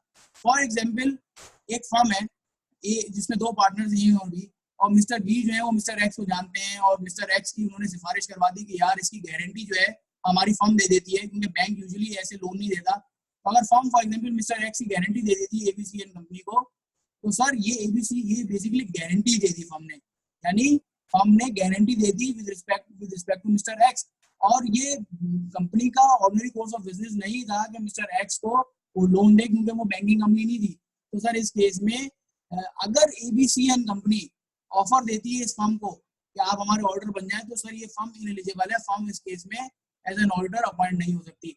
मैं दोबारा रिपीट कर देता हूँ, हर वो पर्सन जिसने गारंटी दी है with respect to indebtedness of any third person, यानी अगर फर्म ने मिस्टर एक्स की गारंटी दे दी एबीसी एंड कंपनी को जो कि इंडेप्टेड है और ऑर्डिनरी कोर्स ऑफ बिजनेस में भी इंडेप्टेड नहीं है, तो इन दैट केस फर्म जो है वो इनएलिजिबल रहेगी, वो फर्म एज एन अपॉइंटर के तौर पे अपॉइंट नहीं हो सकती। यहाँ पे फर्म जो है ना, वो यहाँ पे फर्म जो है वो गारंटी दे रही है मिस्टर एक्स की, फर्म जो है वो मिस्टर एक्स की गारंटी दे रही है, और मिस्टर एक्स जो है वो थर्ड पर्सन है, और उन्होंने जो लोन लिया है वो other than ordinary course of business में लिया है। तो in that case firm shall not be eligible to appointment. क्यों? क्योंकि सर आपको पता है कि फर्म मिस्टर एक्स जो है वो फर्म से लिंक्ड है, और मिस्टर एक्स जो है वो फिर कंपनी से लिंक्ड है। तो कंपनी जो है मिस्टर एक्स के थ्रू इस फर्म पे इन्फ्लुएंस कर सकती है, और अपनी मर्जी का ऑडिट करवाना चाहे तो करवा सकती है, यानी इंडिपेंडेंस कॉम्प्रोमाइज हो सकती है। दैट्स व्हाई ये फर्म जो है इनएलिजिबल होगी अपॉइंटमेंट के लिए। सर सवाल समझ में आ गया? आपको केस समझ में आ गया?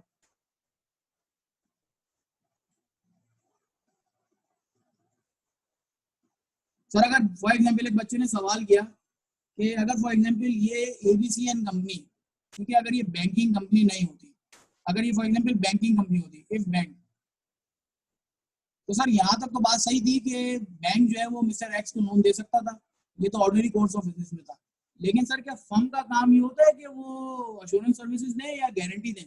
मैं ये कह रहा हूँ ordinary course of business of both entities, यानी फर्म के एंगल से भी देखना है और कंपनी के एंगल से भी देखना है। तो सर कंपनी का एंगल तो ठीक हो जाएगा कि अगर वो बैंकिंग कंपनी होगी और उसने मिस्टर एक्स को लोन दे दिया, तो वो तो ऑर्डिनरी कोर्स ऑफ बिजनेस है कंपनी के एंगल से। लेकिन फर्म के एंगल से देखा जाए, फर्म के एंगल से ये गारंटी देना उसका ऑर्डिनरी कोर्स ऑफ बिजनेस है? नहीं। तो सर जब ordinary course of business of both entities नहीं है, तो सर उस केस में भी वो फर्म एलिजिबल नहीं होगी, क्योंकि फर्म का काम ये नहीं होता कि वो गारंटीज देती फिरे, फर्म का काम होता है एश्योरेंस सर्विसेज देना। ठीक है सलमान, ये अच्छा सवाल था तुम्हारा, गुड क्वेश्चन। इस तरह के सवाल आ सकते हैं। देखो सिनेरियोस जब बनाते हो ना, तो इस तरह की कुछ चीजें दिमाग में आती हैं, और तुम्हारा एग्जामिनर इस तरह से पूछता है सवाल, और यही तरीका होता है सवालों को अटेम्प्ट करने का कि आप उसके स्केचेस बना लें। स्केच बनाने से पूरी सिचुएशन आपके सामने आ जाती है।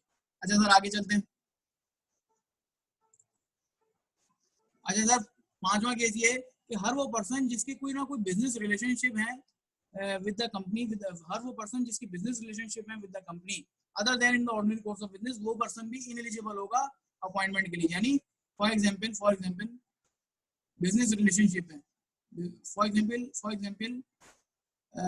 एक फर्म है, एक फर्म है, सही है, वो एबीसी स्टेशनरीज लिमिटेड से स्टेशनरी खरीदती है। सर ठीक है, कोई बात नहीं, ऐसी मुश्किल बात नहीं है, वो ऑर्डिनरी कोर्स ऑफ बिजनेस में है।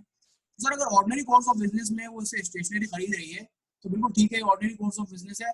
और फर्म का यूजुअली फर्म यार परचेज तो करेगी ना, हम ये तो नहीं कहेंगे कि फर्म जो है वो परचेज नहीं करेगी या उसको स्टेशनरी की जरूरत नहीं है। यार ऑर्डिनरी फर्म के बिजनेस का एक रूटीन हिस्सा है ना कि उसने परचेजेस करनी है स्टेशनरी आइटम की, तो दोनों के लिए ऑर्डिनरी कोर्स ऑफ बिजनेस है। पहले तो हमने ये एस्टैब्लिश कर लिया।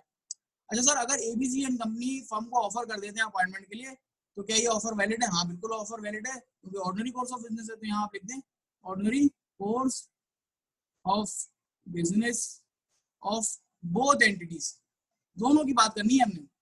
अच्छा वो बात अलग है, यही केस मैंने ऊपर रिपीट भी किया था, और मैंने ये कह दिया था कि फर्म जो है वो इंडेप्टेड भी है एबीसी, तो ठीक है, अगर ऑर्डिनरी कोर्स ऑफ बिजनेस में इंडेप्टेड भी हो जाती है तब भी आप अपॉइंटमेंट के लिए एलिजिबल है, वैलिड, इसमें कोई मुश्किल नहीं। अच्छा फॉर एग्जांपल सर तो इस तरह से लाते हैं सिनेरियो में, फॉर एग्जांपल एक फर्म है, इसके दो पार्टनर हैं, पार्टनर ए पार्टनर बी। अच्छा sir X Y Z and company एक मैन्युफैक्चरिंग कंपनी है, इसके एक डायरेक्टर है मिस्टर एक्स। अच्छा मिस्टर एक्स और पार्टनर बी इन फर्म के ये आपस में बड़े अच्छे जिगरी दोस्त यार हैं, और इन दोनों ने आपस में मिलके पहले से एक रियल एस्टेट फर्म बनाई हुई है जिसमें ये रियल एस्टेट का काम करते हैं, कंस्ट्रक्शन का काम करते हैं, प्लॉट्स वगैरह बेचते हैं, यानी आपस में मिलके इनका एक साइड बाय साइड बिजनेस चल रहा है। सर यहाँ तक तो बात ठीक थी, ऐसा बिल्कुल हो सकता है, कोई इसमें कोई गलत बात नहीं है कि कंपनी के जो डायरेक्टर्स हैं और फर्म के जो पार्टनर्स हैं, अभी इनके दरमियान कोई रिलेशनशिप नहीं है फर्म और फर्म के और कंपनी के दरमियान। कंपनी के डायरेक्टर और फर्म का पार्टनर जो है आपस में दोस्त यार हो सकते हैं और ये आपस में मिलकर बिजनेस कर सकते हैं। सर यहाँ तक तो बात ठीक थी। अगर फॉर एग्जांपल इस कंपनी ने इस फर्म को ऑफर दे दी कि यार आप जो है हमारे लिए ऑडिटर अपॉइंट हो जाएं, तो सर क्या उस केस में ये ऑडिटर अपॉइंट हो सकता है या नहीं? सर इस केस में ये ऑडिटर अपॉइंट नहीं हो सकता, क्योंकि इस केस में other than ordinary course of business relationship है फर्म के कंपनी के साथ, क्योंकि यहाँ पे इनडायरेक्टली बिजनेस चल रहा है। इनडायरेक्टली किस तरह? फर्म का पार्टनर बी चला रहा है और कंपनी का डायरेक्टर एक्स चला रहा है, ये दोनों मिलकर इन्होंने पार्टनरशिप बनाई और ये दोनों हट के other than ordinary course of business of both entities जो है वो रियल एस्टेट का काम कर रहे हैं। कंपनी का काम था मैन्युफैक्चरिंग, कंपनी का मैन्युफैक्चरिंग करना, मैन्युफैक्चरिंग छोड़ के डायरेक्टर जो है वो रियल एस्टेट का काम कर रहा है। फर्म का काम था एश्योरेंस सर्विसेज देना, पार्टनर जो है पार्टनर बी वो इसके साथ साथ जो है रियल एस्टेट का काम कर रहा है। तो दोनों पार्टनर बी और मिस्टर एक्स जो है वो other than ordinary course of business of both entities हट के एक अलग से अपनी प्रैक्टिस चला रहे हैं रियल एस्टेट की। तो सर ये जो बिजनेस है, दोनों की जो आपस में फर्म की और जो कंपनी की लिंकिंग है, they are having other than ordinary course of business relationship है अभी भी। फर्म की इस XYZ से रिलेशनशिप है इनडायरेक्ट रिलेशनशिप है, और other than ordinary course of business है, other than ordinary course of business.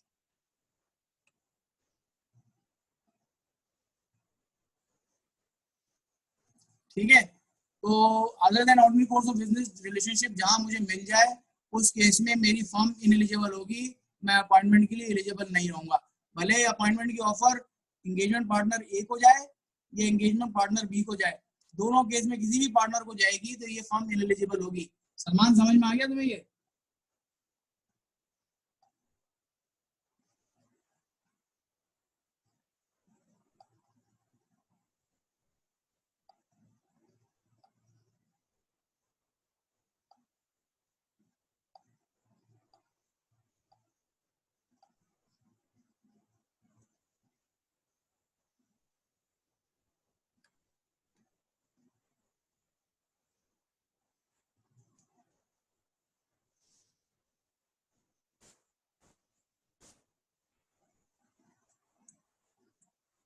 अच्छा सलमान तो थोड़ा सा इसको और देखते हैं, फिर नेक्स्ट क्लास में कर लेंगे। 5 मिनट का मैं और ले लेता हूँ आज का सेशन, उसके बाद इंशाल्लाह इसको नेक्स्ट क्लास में देख लेंगे। जो शेयर्स वाली डिस्क्वालिफिकेशन है उसको नेक्स्ट क्लास में कंटिन्यू कर लेंगे, ठीक है? बस थोड़ा सा और देख लेते हैं।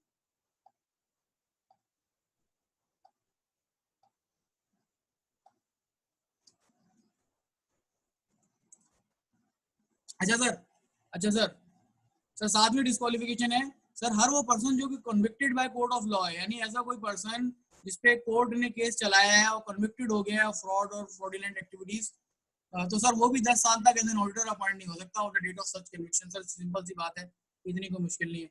अच्छा सर, हर वो एंटिटी जो कि बॉडी कॉर्पोरेट है यानी लिमिटेड लाइबिलिटी कंपनी है, जो बॉडी कॉर्पोरेट है, वो एज एन ऑडिटर अपॉइंट नहीं हो सकती, यानी कंपनी का ऑडिट एक कंपनी नहीं कर सकती क्योंकि उसमें फिर उसकी लाइबिलिटी लिमिटेड हो जाती है। सर आप सबको पता है कि पार्टनरशिप फर्म जो है उसकी लाइबिलिटी एब्सोल्यूट, उसकी अनलिमिटेड लाइबिलिटी होती है, लिमिटेड लाइबिलिटी नहीं होती। तो ऑडिटर जो है ना वो हमेशा आपकी अपनी पर्सनल लाइबिलिटी, पर्सनल कैपेसिटी में भी लायबल होता है। पर सर अगर वो कंपनी हो तो फिर वो पर्सनली लायबल नहीं होगा, तो in that case assurance level भी फिर कम होगा। तो इसी वजह से ये है कि बॉडी कॉर्पोरेट या लिमिटेड लाइबिलिटी कंपनी कभी भी ऑडिटर के तौर पे अपॉइंट नहीं हो सकती। अच्छा सर, ये केस भी देख लिया सर, हर वो पर्सन जो कि इनएलिजिबल है under the code of ethics, यानी जो code of ethics for chartered accountants है, इसके अंडर इसके एथिकल प्रोविजंस के तहत अगर कोई कोई पर्सन इनएलिजिबल है या फंडामेंटल प्रिंसिपल्स की जहाँ कंप्लायंस में कॉम्प्रोमाइज आ रहा है, सर उन केसेस में भी वो पर्सन अपॉइंटमेंट ऑर्डर के तौर पे अपॉइंट नहीं हो सकता। यानी जहाँ कोड ऑफ एथिक्स के अंदर अगर किसी पर्सन को रिस्ट्रिक्ट किया जा रहा है या किसी पर्सन को रोका जा रहा है एज एन ऑडिटर की अपॉइंटमेंट से, तो सर वो भी ऑडिटर अपॉइंट नहीं हो सकता। सर ये हम डिटेल में जब कोड ऑफ एथिक्स देखेंगे ना, तो हम डिटेल में जाके देख लेंगे। यहाँ बेसिकली फंडामेंटल प्रिंसिपल्स और कोड ऑफ और थ्रेट्स की बात की जा रही होती है। तो जहाँ पे थ्रेट्स टू सिग्निफिकेंट होंगे ना, वहाँ पे फिर सेफ गार्ड नहीं लग सकता, और जहाँ सेफ गार्ड नहीं लग सकता वहाँ पे अपॉइंटमेंट फिर हो नहीं सकती, वहाँ वो इनएलिजिबल हो जाएगा। अच्छा सर, ये हमारे 9 केसेस हो गए। इसके बाद जो 10th केस है ना सर, इसको हम नेक्स्ट क्लास में देख लेंगे। ये जरा इंपॉर्टेंट केस है शेयर से रिलेटेड, और इसको जरा मैंने फिर बाइफरकेट किया था कि आपकी एसोसिएट्स जो हैं इसमें 2 तरह के होते हैं, ग्रुप कंपनी वाले ग्रुप एसोसिएट्स होते हैं, और एक नॉर्मल आपकी फॉर एग्जांपल कॉमन डायरेक्टरशिप और 20% प्लस शेयर होल्डिंग। सर इसको हम नेक्स्ट क्लास में डिटेल में देखेंगे। आप यार इस अभी जो मैंने पढ़ा है इसको जरा इसको रिकॉल कर लेना, एक दफा देख लेना। नेक्स्ट क्लास में इंशाल्लाह ये जो लास्ट डिस्क्वालिफिकेशन इसको देखेंगे, 2-3 टॉपिक्स और हैं उसको देख लेंगे, और फिर इसके पास पेपर्स इंशाल्लाह हम नेक्स्ट क्लास में कर लेंगे। यार नेक्स्ट क्लास 1 से 2 दिन में आप लोगों को अनाउंस कर देंगे, मोस्ट प्रोबेबली फ्राइडे को रखें या फिर सैटरडे को रखें। इंशाल्लाह अभी क्लास जरूर लेना। अच्छा देखो, आज की क्लास में ना मैंने नया टॉपिक स्टार्ट कराया था, अपॉइंटमेंट ऑफ ऑडिटर्स। मैं तुम लोगों को शुरू से ही कराऊंगा सारी चीजें, ISA 200 objectives, ISA 210 terms of the engagement, मैं सब कराऊंगा। आज का टॉपिक जो था वो इसलिए था कि बेसिकली आपका जो चैप्टर, आपकी जो ग्रेड ए है ना सिलेबस की, 20 से 25 नंबर, 15 से 20 नंबर जहाँ कवर हो रहे हैं वो तुम्हारे कवर हो जाएंगे। फिर बाकी इंशाल्लाह जैसे ही बच्चे कंफर्म होंगे मैं इन टॉपिक्स की रिवीजन करा दूंगा। आप लोग मेरे लेक्चर देख सकते हैं। लेक्चर्स के अंदर अब तक जो है वो पार्ट ग्रेड ए मैंने कंप्लीट करा दिया, जो कि 15 से 20 मार्क्स का है, जिसके अंदर आइजा 200, आइजा 210, प्लानिंग, आइजा 240, फ्रॉड, और ये तुम्हारे अपॉइंटमेंट से रिलेटेड मैंने करा दिया। इंशाल्लाह नेक्स्ट क्लास में हम अपॉइंटमेंट्स के क्वेश्चन देख लेंगे, तो ये तुम्हारा 15 से 20 नंबर का एरिया जो है ना पूरा कवर हो जाएगा। इंशाल्लाह फिर नेक्स्ट क्लास में मिलते हैं, तुम लोगों को टाइम बता देंगे।